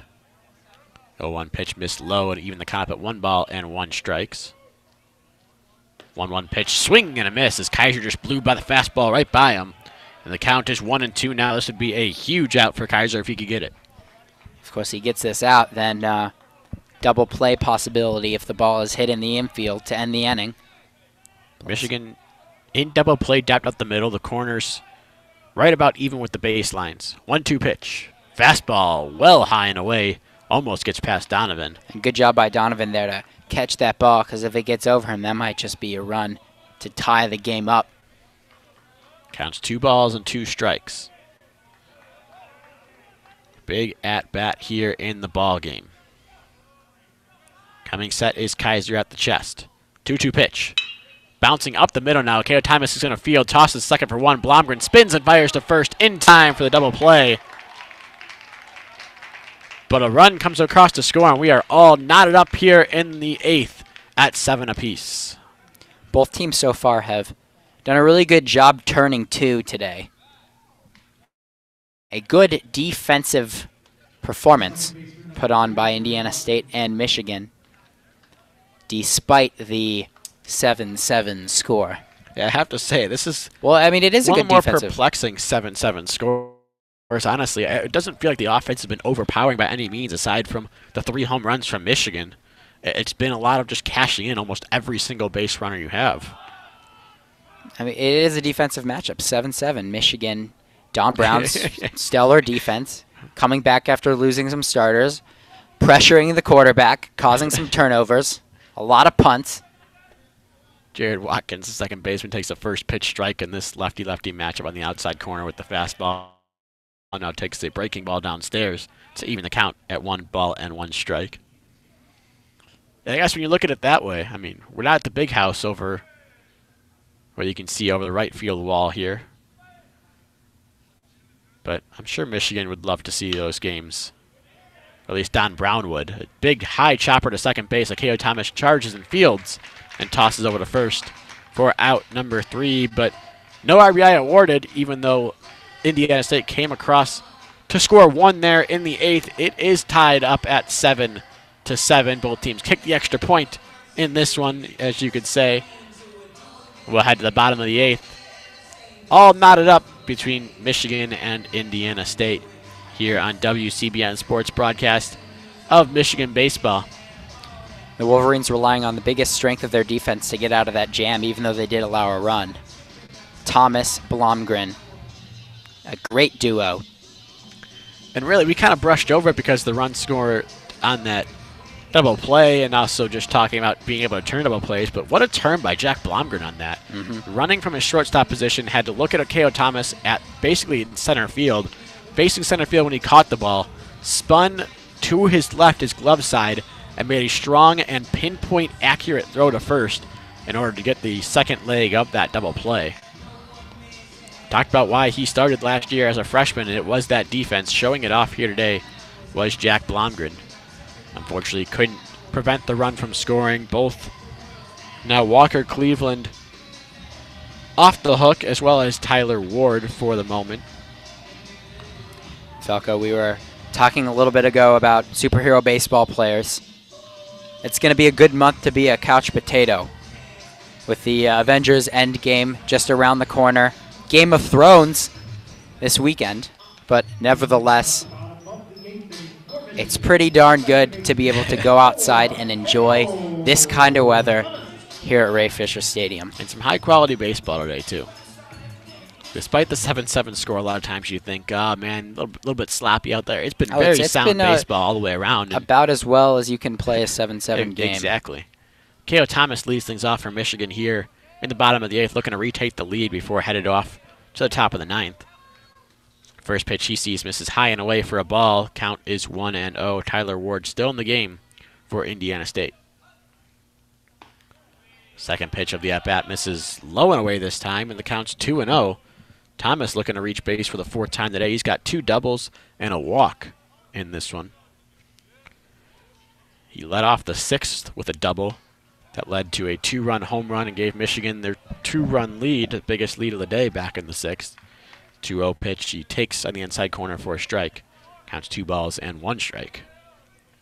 Working quickly is Ward. Now he fires, and K.O. Thomas hits one in the air towards left center field. Racing over into left center is Fegan. He makes the grab on the run in that gap for out number 1. Big first out there as Michigan had gotten the leadoff runner on base the previous 2 innings. Not the case here. And they'll cycle back up to the top of their lineup with Jordan Wogu coming to the plate. Just missed there by Thomas. Still a pretty good cut at that one, but he just turns on that a little quicker, hits it a little harder, and that's in there for a single, possibly even a double down the gap as he had previously this game. Jordan Wogu takes a first pitch strike from Tyler Ward. 0-1 the count. Ward dropping out a little bit sidearm there. Ward works out of the windup all the way from the first base side of the rubber and bounces the 0-1 pitch in the dirt. It's 1 ball and 1 strike. Didn't talk about it, but Indiana State's uniforms, black tops, gray bottoms, blue lettering, blue numbering, white stripes all the way around. As the 1-1 pitch is in there for a strike taken by Wogu. The count's 1-2. You a bit of a uniform critic, Falco? Not necessarily I mean, I do critique uniforms, yes, but, you know, you got to describe it. I'd be able to watch the game over the radio.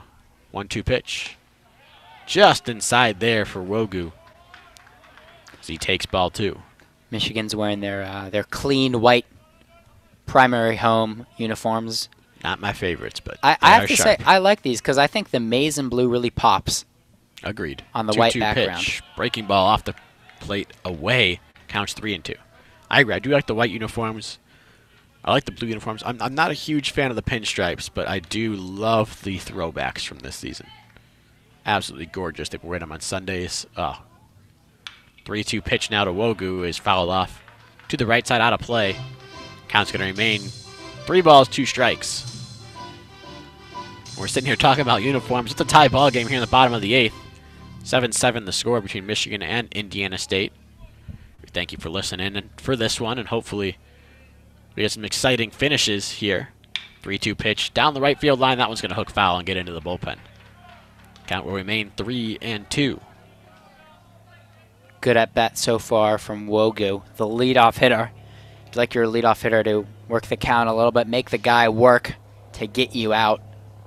Wogu's doing that so far, and he's been a very tough out this season. All-around good hitter. He can really do it all. He hits one in the air towards left field, not nearly as deep as his home run, but this one gets near the track at least. Big that high wall. Making the grab on the track is Huntley. That one carried much farther than I expected it to. But nonetheless, it still finds the glove for out number 2. 2 up, 2 down here in the 8th. That'll bring up Jesse Franklin. And hitting it not far enough was certainly not the problem for Franklin last time up. A rocket home run, 2-run home run to center field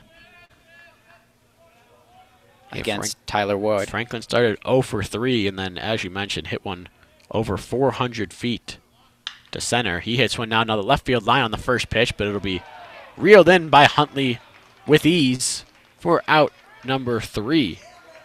So Michigan goes 1-2-3 here in the bottom of the 8th. We'll head to the 9th. Still tied up at 7 apiece between Michigan and Indiana State. here on WCBN Sports Broadcast of Michigan Baseball. Austin Falco alongside Alex Shee. Looking for an exciting conclusion here. We'll see just how much Michigan throws at Indiana State here. They will put out Willie Weiss coming into the ballgame, who served as the de facto closer for Michigan this season. Yeah, Weiss leads the team in saves and has been their most consistently good back-end bullpen arm so far for the Wolverines. And this is going to have to be a walk-off win for Michigan. Going to come down to the wire. And Michigan has had a lot of down-to-the-wire victories lately. On Saturday, just beyond Ray Fisher Stadium in the Chrysler Center, the Michigan gymnastics team had a down-to-the-wire, absolutely thrilling victory to claim second place in the Ann Arbor Regional to advance to the Super 6, the final for NCAA women's gymnastics. We send them a hearty congratulations and go blue. I was there, Falco. Absolutely amazing. You can't break steel, and the Michigan Wolverines were absolutely tough as nails. Came down to the very last gymnast, advancing by 0.5 points. And the Wolverines punched their ticket to the Super 6 for the first time since 2011. We don't talk about them that much, but that truly is one of the best all-around programs here in Ann Arbor. Year in and year out, winning Big Ten championships.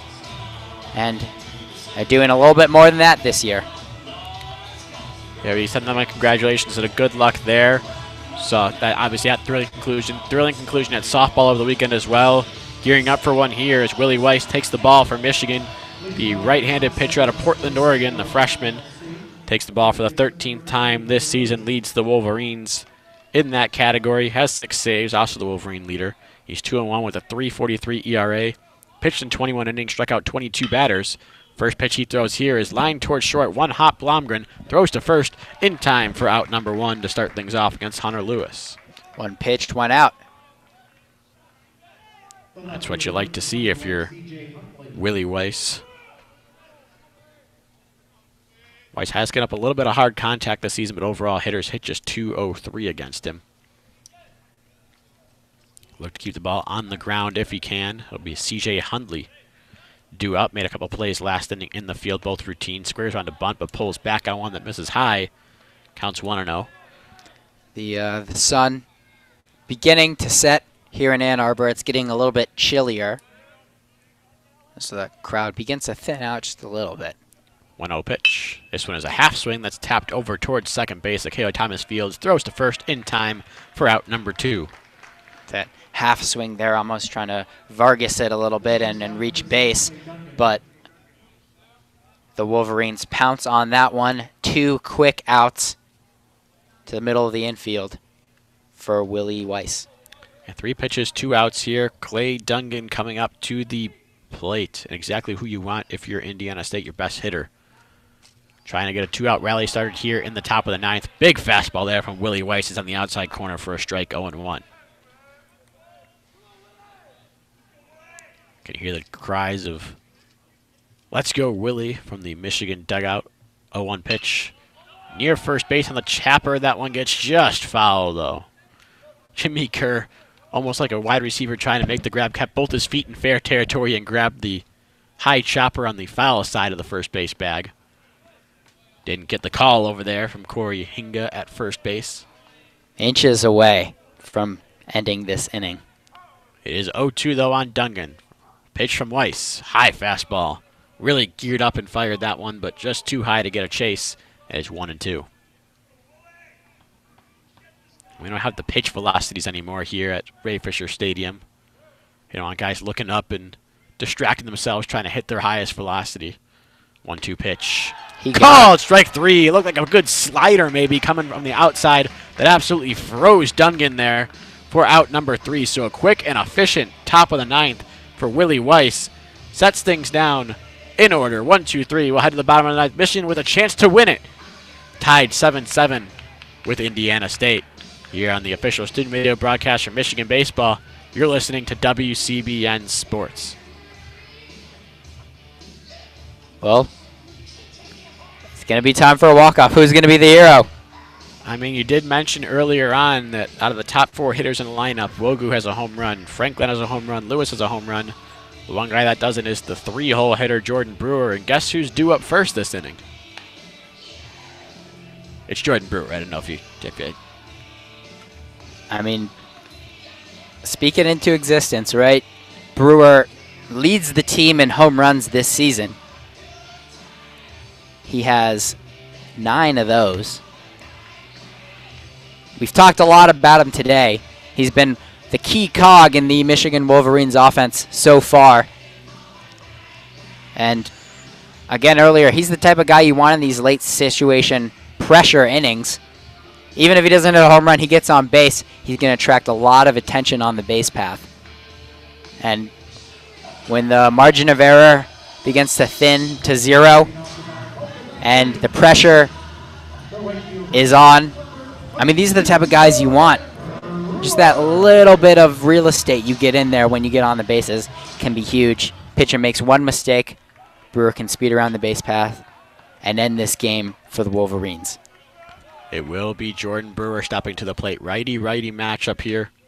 First pitch is fouled straight back to the screen on that offering from Tyler Ward. Still in the ball game for Indiana State. Count is 0-1.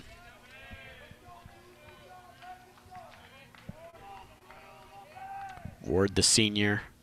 Jordan Brewer listed as a junior, but his first year in Ann Arbor takes an off-speed pitch for a strike. The count's 0-2 now on him. Ward still in this game. 0-2 pitch. Breaking ball just misses away. Good chase pitch that didn't induce a swing. The count goes to 1 ball and 2 strikes. When leading off an inning, Jordan Brewer is batting .704. 0-2 pitch. Misses low with the ball, 2-2. I'd imagine he doesn't lead off too many innings, so that's a bit of a small sample size. That 3-hole spot, not a very popular spot to lead off innings, but still an encouraging signing for the Wolverines. Working this count now 2-2. And now he spins out of the way on one that almost hit him in the hip. Counts 3-2, and we have to say, wear it. Come on now. Sure, you hear that from the Wolverine dugout a little bit, but with a guy like Jordan Brewer who can do some damage, maybe let him get an extra swing. 3-2 pitch on the way. Breaking ball called, strike 3. That's his second strikeout looking today. Brewer thought it was high, but didn't put up too much of a fight. Looked like he motioned that it was up around his chest with that breaking ball. Stephen Linton rang him up immediately. 1 gone here in the 9th.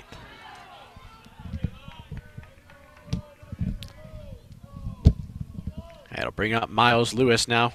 Trying to get things started in the bottom of the 9th for Michigan, all tied up here at 7. First pitch to him, big swing, but fouled back behind the plate with a little chopper. Counts 0-1. Lewis 1 for 3 on the day. Home run, pop out, and strikeout to go along with a walk. He scored twice, driven in 1 on that solo home run.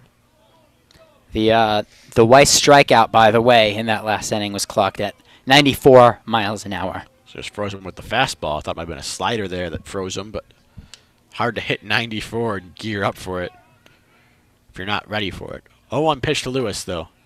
On the outside corner for a strike. The count's 0-2. Tyler Ward really zoning in here, hitting all his spots in the last couple innings. I have another Wolverine batter here in the bottom of the 9th. Exactly what he wants to do. 0-2 pitch. Fastball misses off the plate outside. Counts 1-2. Trying to frame it and get the call back there was right. But couldn't get Stephen Linton to give it to him. Now the wind-up 1-2 pitch. This one's grounded towards short. Fielding over there is Dungan after he rounded the ball and throws to first just in time to get Lewis by about a step for out number 2.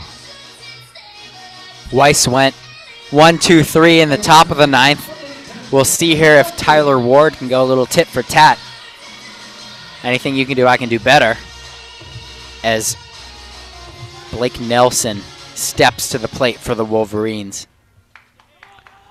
Nelson comes into this one 1 for 3 on the day. Single along with a walk. He's yet to score today, but takes a first pitch strike on the outside corner for a ball, or rather for strike 1. Count is no balls and 1 strike. Also has a strikeout and a double play in there, does Nelson. A 1 pitch to him. Hit high in the air towards left center field. That one might hang up long enough for Fegan to get into the gap and make a grab. No, it won't get over his head. It bounces up against the wall. That'll be a double for Blake Nelson as that one kept tailing away further and further from Fegan.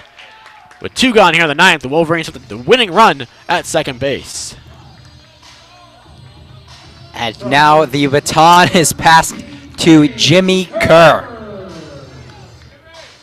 Can he be the hero? And Jimmy Kerr 0 for 4 in the ball game today.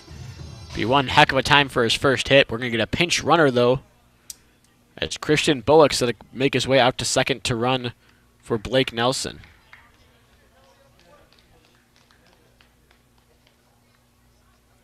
Bullock, the speedy outfielder for Michigan. The junior out of Chicago, Illinois. I believe he, if my numbers are correct, 3rd on the team in stolen bases this season.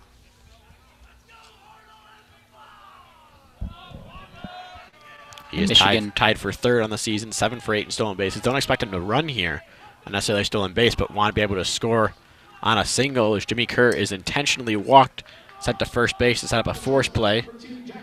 And Jack Blomgren will come up to the plate with a chance to win it instead. Blomgren 1 for 3 on the day, single walk, 1 run scored.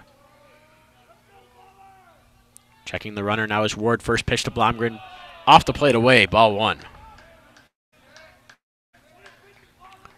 Kerr's job on first place, just don't run into an out. Run doesn't really mean anything, as they say. Winning run at second would end the ball game. Second pitch to Blomgren.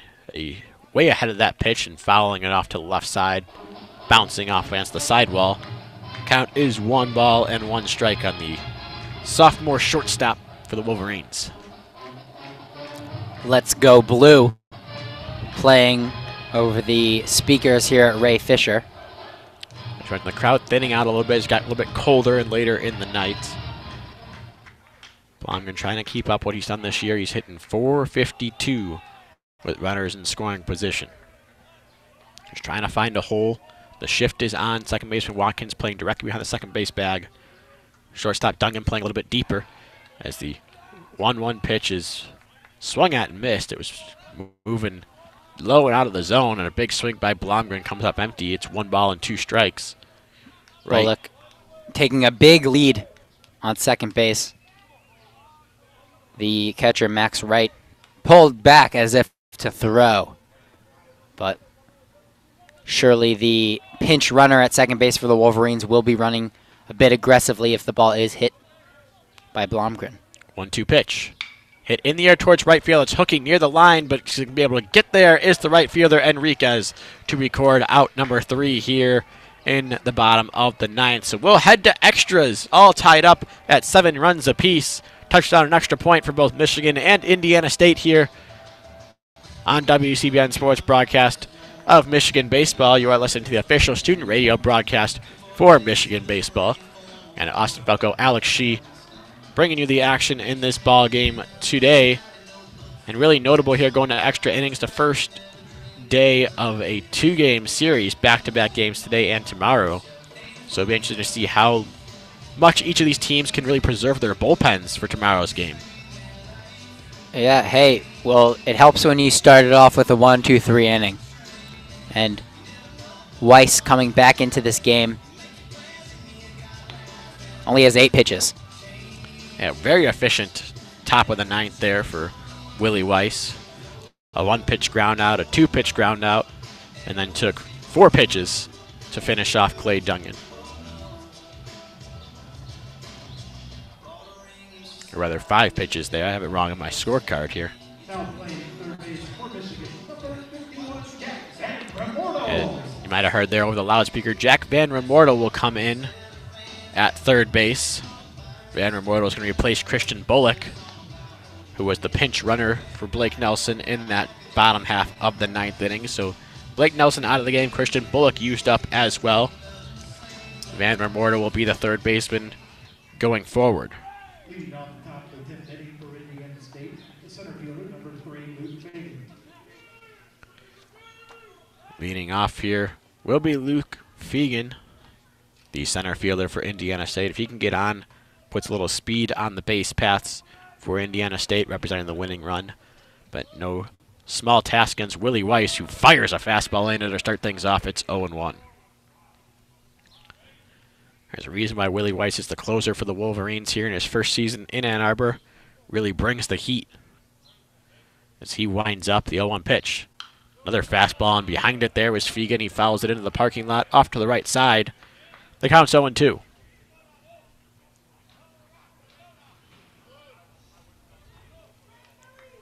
Weiss out of the windup, puts that glove right above his face. The 0-2 pitch went high with the fastball, but couldn't get a chase.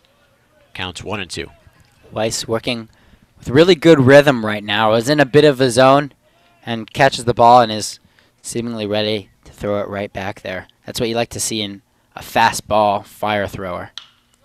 And there's another fastball that Fegan is behind on, but he gets a piece and fouls it into the parking lot yet again. That one looked like it hit off a car from up over here. Count's going to remain 1-2, and Fegan's going to have a bill waiting for him, I think, for maybe a windshield repair or something. Maybe. Hopefully not for him. 1-2 pitch.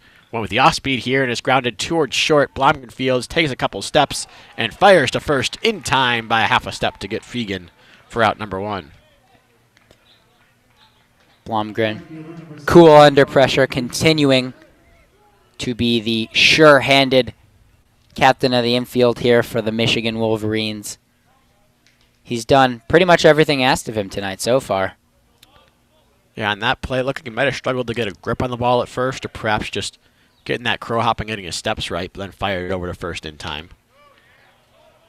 It'll be Roby Enriquez, the right fielder, who retired Jack Blomgren in the bottom of the 9th, stepping to the plate now. He takes a first pitch fastball outside from Weiss, counts 1-0. Winding up 1-0 pitch. Swing and a miss, and a good breaking ball, that moving down out of the zone. The count's 1-1 as Enriquez thought he might see a pitch that he could actually do something with from Weiss's hand and took a big hack at it. Came up empty. Weiss works quickly, gets his sign from Donovan. 1-1 pitch on the way. Fastball tapped near second base. Akeo Thomas ranges back into the outfield to field the high chopper and throws to first in time for out number 2. There's been a lot of ground outs so far that have been caused by Willie Weiss. Willie Weiss's 9th inning was a ground out to short, ground out to second, then strikeout. So far in the 10th here, ground out to short, ground out to second. We'll see if the trend continues here, and he can pick himself up another K here. He'll have to do it against Jake Means, who takes a first pitch breaking ball for a strike, 0-1. Big shift is on in the infield for Means as Thomas plays just to the right of second base. 0-1 pitch misses well outside for ball 1. Count moves to 1 ball and 1 strike. Means 2 for 4 on the day, a couple singles to his name. He scored the tying run back in the 8th. He hits one high and deep to left field, and that ball is gone, and gone in a hurry. Jake Means gives Indiana State the lead here in the top of the 10th. It's 8-7 Sycamores. That was a no-doubter. Absolutely crushed by Means. Feasts on the mistake by Weiss and sends that one all the way over the brick in deep left field. Yeah, Weiss really throws that fastball, can get up there to the mid-90s. But if he leaves it right over the plate, doesn't matter how fast you're throwing it, a good hitter can do exactly that. And that's deposited it over the fence. So Michigan now trailing here. First pitch is singled into right field off the bat of Max Wright. Past the diving Akeo Thomas. Back-to-back pitches, back-to-back hits for Indiana State. And now Romero Harris, probably the hitter of the day for Indiana State, had the big blow, or it was the biggest blow of the game, the 3-run double to give him a lead back in the 3rd. You have to argue Jake Means' home run to take the lead here in the 10th is the new biggest blow for the Sycamores. Harris swings and misses at a first pitch in the dirt. Counts 0-1. It's going to be big for Weiss to keep his cool, the freshman. Not let up another run. Cut the bleeding down when you can. On an otherwise good performance from Weiss, save the one pitch. 0-1 pitch, bounced in the dirt, stopped by Donovan, bounced in front of the plate, but bounces so far away that being able to advance 2 second on that play is Max Wright. That'll be a wild pitch there that bounced off the helmet of Donovan. Really a good job just to get any piece of his body on it, given how high it bounced up. Counts 1-1. Harris with a chance to maybe add a little insurance here with a base hit. He's hit the ball hard all day today. And Joe Donovan will drive out to the mound to talk to Weiss, maybe figure out exactly what signals they're using now with the runner on second base. Gives Weiss and Donovan a little more time to get on the same page and just kind of take a step back, take a deep breath, and finish this at bat, finish the inning. And once again, you already gave up a home run, but make sure you can, from here on out, you can give your team the best chance to win this game. And Weiss has been very good this season for the Wolverines in his first season in Ann Arbor, but really the home runs and extra base hits a problem. That's his 4th home run allowed this season, and his 7th extra base hit altogether. It's really the one problem area for Weiss. Strikes here in the 10th. 1-1 pitch to Harris. This one gets away from Donovan as well, but going around on the swing was Harris, according to home plate umpire Stephen Linton. The count's going to be 1-2, but moving up on the play to third base was Wright. We'll see that's officially really a wild pitch or a pass ball. Looked like Donovan had a chance to get a glove on it, but... And the tying run of the game for the Sycamores came via wild pitch. See if that can happen again. 1-2 pitch on the way. Called! Strike 3. Willie Weiss ends this 10th inning on a backwards K. But the big blow of the day so far for Indiana State, the solo home run by Jake Means, gives them the lead here in the 10th. It's 8-7 Sycamores. We're headed to the bottom of the 10th, Michigan with their last shot to tie, keep this ball game going, or win it outright. You're listening to WCBN Sports broadcast of Michigan baseball here. We're the official student radio broadcast of Michigan baseball. Michigan offense is going to have to flip the switch right here. They've been scoreless their last 3 times up ever since the 6th inning. The Sycamore staff has been able to limit them pretty well. Made a little bit of noise in the bottom of the 9th, but nothing doing. A new pitcher will enter the game here for the Indiana State Sycamores. It's going to be Tyler Grauer. Yeah, Grauer, the left-handed junior out of Shawnee, Kansas, stands up there 6'5", 230. Big presence on the mound. He will come in as the closer for Indiana State. He has 5 saves on the season in his 11 appearances so far. He's also 1-2 with a 2.25 ERA. He's pitched 16 innings, struck out a whopping 21 batters, walked just 2 of them. He is susceptible to some extra base hits, 5 of them on the season, including a couple long balls, but overall, batters hit just 241 against the junior left-hander. It'll be a tough task for the Wolverines here in the 9th. If they want to tie, or in the 10th, they want to tie and keep this game going, or try to win it here in extras. Tyler Grauer has not been that great against leadoff hitters to start off an inning so far in 2019. Opposing batters are batting .583 against him. Donovan, who's pretty athletic and quick enough as far as catchers go on the base path, hopefully can start things off for the Michigan Wolverines. And you'd imagine if Donovan reaches base here, probably another pinch runner for the Wolverines if Eric Bakich is going to dig into his bench a little bit more. That all predicates on Joe Donovan reaching base here to start things in the bottom of the 10th inning. Again, Indiana State with a 1-run lead. Michigan trying to come back here. The Indiana State fans that made the trip making some noise over there on the first base side. Michigan dugout also trying to cheer on Joe Donovan. First pitch to the Wolverine catcher, low for ball 1. Donovan 1 for 4 in the ball game today with a 2 RBI single. Also, a couple pop outs and a double play ball in this one. Double play ball really not his fault. It was a base running double play really. As the 1-0 pitch is in there for a strike. He grounded a third that was thrown over to first base for your ground out. And that was turned into throwing it back home to get Blake Nelson rounding third and going home for the double play. 1-1 pitch. Breaking ball in there for a strike. Good pitch there from Grauer, and it's 1-2. Grauer pitches exclusively out of the stretch and from the third base side of the rubber. Has that left arm dangling as he looks in for the sign. Now comes set just below the belt. And 1-2 pitch on the way. Breaking ball low and inside. Donovan takes it as it bounces in the dirt.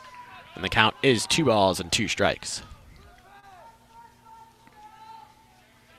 You got to imagine as a catcher on a ball like that, it really helps that you've seen so many breaking balls and are catching so many. That helps you pick up a pitch like that and not chase it. Mm-hmm. Good eyes, usually a trait of catchers. 2-2 pitch. Laid off of that one, too. Laid off of that one. Not sure it was called at the plate. Time was called at the plate. Time was called before that pitch was thrown. It looked like it might have been a strike.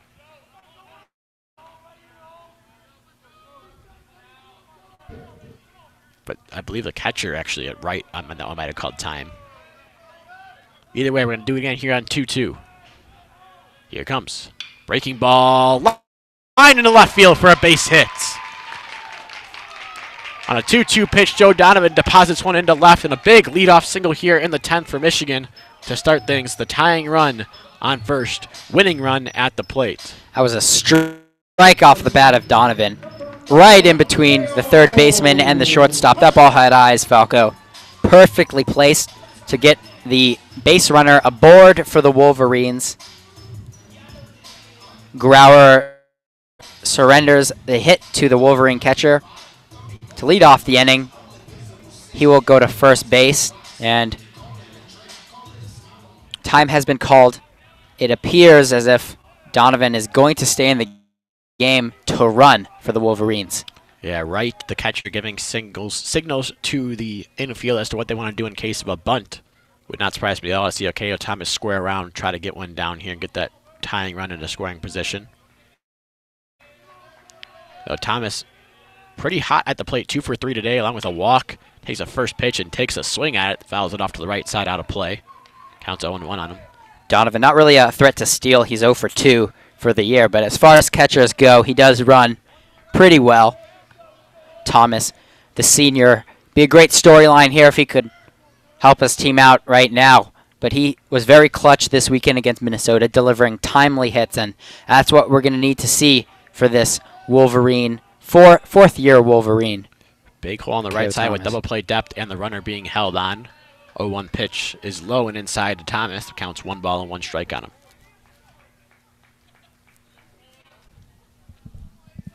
Yeah, as you mentioned, Thomas drove in the winning run, or winning runs, rather, on Saturday's ball game against Minnesota. Big 2-out double on the second baseman.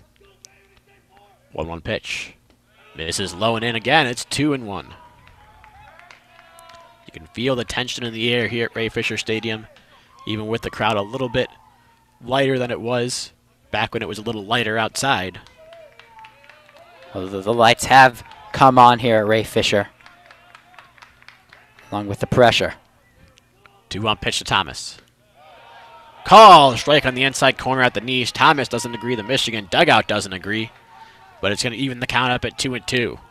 And after missing twice in a row, Grauer goes to the same lower inside spot to get the strike to level the count at 2-2. Coming set now is Grauer. Checks the runner at first a couple times now, takes a breath. 2-2 pitch to Thomas. Just low on that one, it's full. And everyone in the Indiana State dugout looking at the ump. I don't think they agreed with that one, but it's a full count on a pretty good at-bat so far by K.O. Thomas. Just about everyone in each dugout up at the railing here. Full count pitch upcoming. Here it comes. Foul lofted on the left field line, out of play. I'm even standing up now. Can't help it, the tension's palpable. I mean, this is why we love baseball, right? For the vast majority of 4 hours, it can be kind of slow and boring. But, you know, we live for these short bursts of intense pressure and intrigue. And that's what we've got here in Ann Arbor. Here comes another payoff pitch. Thomas grounds out the middle, goes off the pitcher, and through into center field. That's going to be a base hit for K.O. Thomas. 2 straight singles to lead off the 10th. And the tying run at second, the winning run on base at first. And Michigan getting all the hometown rolls right now. That first hit by Donovan right in between, perfectly placed between the third baseman and the shortstop. This one just right under the glove of both the shortstop and the second baseman. Once again, that was a seeing eye ball. And now it looks like we're going to get the pinch runner for Joe Donovan now that he's reached second base. Running will be Riley Bertram, the freshman coming in a pressure situation there. There are no outs and 2 men on now for the Wolverines. Of course, a run would tie the game at 8 apiece. So Joe Donovan's day officially done after the leadoff single here in the 10th. The winning run at second now represented by Riley Bertram. Jordan Wogu at the plate. Taking a deep breath there is Grauer. Looking at Bertram at second. Now fires a first pitch fastball strike to Jordan Brewer. Wogu, after homering in his first at-bat of the game, has not gotten a base hit since. And reached on an error, reached on a walk, including an RBI on that one. And flown out to each of right and left field, respectively. Stands in there. Open stance, hands near his belt. Takes a big swing at this 0-1 pitch and fouls it back behind the plate, out of play. Count's going to go to no balls and 2 strikes on the sophomore from Ann Arbor.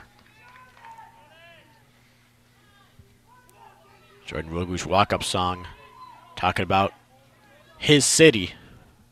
This is his city here. A2, AA, whatever you want to call it. The hometown kid trying to come up with a big hit here. He's down the count 0-2 against Grauer. Grauer checks Bertram at second twice. Now the pitch. Fastball misses low and away outside. 1 ball, 2 strikes. You know what you have to do for your city, Falco? What's that? You got to put it on your back. And Jordan Wogu has had a fantastic 2 seasons so far for Michigan. Looking to add his first really signature moment to this 2019 campaign, in which he's just crushed the ball, batting .329, slugging percentage over .500. He waves the bat a couple times as he waits for Grauer to get his sign. Grauer now comes set at the belt. Checks Bertram at second, now comes home, 1-2 pitch. Call! Strike 3 with a fastball in the inside corner. All day long, Michigan's been perplexed by that fastball in the inside corner. It stands up here once again, and there's 1 gone here in the bottom of the 10th. Jesse Franklin, who hit a home run, a 2-run blast in the 6th inning, and has been one of the best hitters for the Wolverines the past 2 seasons, steps up to the plate with 2 men in scoring position. He's been pretty good this year with runners in scoring position, batting .318. Yeah, his only hit on the day was that long home run. He's 1 for 5 in this ball game. First pitch of this at bat. Thinks about swinging. He probably should have. As the fastball comes across the belt for strike 1. Michigan dugout doesn't seem to agree. He thinks it was a little upstairs, but that one looked pretty good from up here. Franklin does have very good eyes. Tends not to miss those ones, especially after checking his swing. Does have a strikeout looking today. And he watches a ball that just gets away from the catcher right, but not advancing is Bertram or Thomas. Didn't quite get away long enough on that fastball that missed outside. And we've seen that a lot from Donovan today, bobbling the ball as it's delivered, but first time we've seen it tonight by Wright. Of course, another mistake like that could prove costly this late in the game, with 2 men on base and Franklin at the plate. Brewer on deck. So Indiana State maybe gets away with one there. And Grauer set for a 1-1 pitch to Franklin. This one is grounded towards short. Could end the ball game. Throw to second for 1. The relay throw to first base. In time. Double play. Indiana State comes out with the W in 10 innings. Final score 8-7. And we talked about earlier on the game, double play balls, the story of the day for getting teams out of jams in this one. And right there was the biggest one of them all. Indiana State, the Missouri Valley Conference, comes in and faces the Big Ten's Michigan Wolverines, takes the first game of this 2-game set, as you mentioned, by a score of 8-7 in 10 innings. Michigan moves down to 22-9 on the year. Indiana State up to 24-6, and a really heartbreaking loss for the Wolverines today. You hate to see that one, Austin, and that that bottom of the 10th inning really sums up the way the Wolverines have gone down tonight. A backwards K and a ground into a double play. It's happened a lot for the Wolverines, and unfortunately they won't have a chance to make up for it tonight as they go down to the Indiana State Sycamores. Really good performance in the late innings by the visiting team here tonight. Again, Michigan not scoring in the final 4 innings of the game and relinquishing a 2-run lead in the last few frames of this ball game. So the win on the day goes to Tyler Ward. Taking the loss on the day will be Willie Weiss, and the save goes to Tyler Grauer. That's 3-1 now for Ward, 2-2 for Weiss, and Grauer's 6th save of the season. We'll be back here tomorrow at Ray Fisher as Michigan tries to rebound from this loss with another game against Indiana State. That game starts at 5 o'clock Eastern, just as this one did. But for tonight, we leave you, Austin Falco, Alex Shee, all of us here at WCBN Sports. We thank you for listening in to our presentation of Michigan baseball today. We hope you tune in for tomorrow's ball game, and we wish you all a good night. And as always, a Go Blue.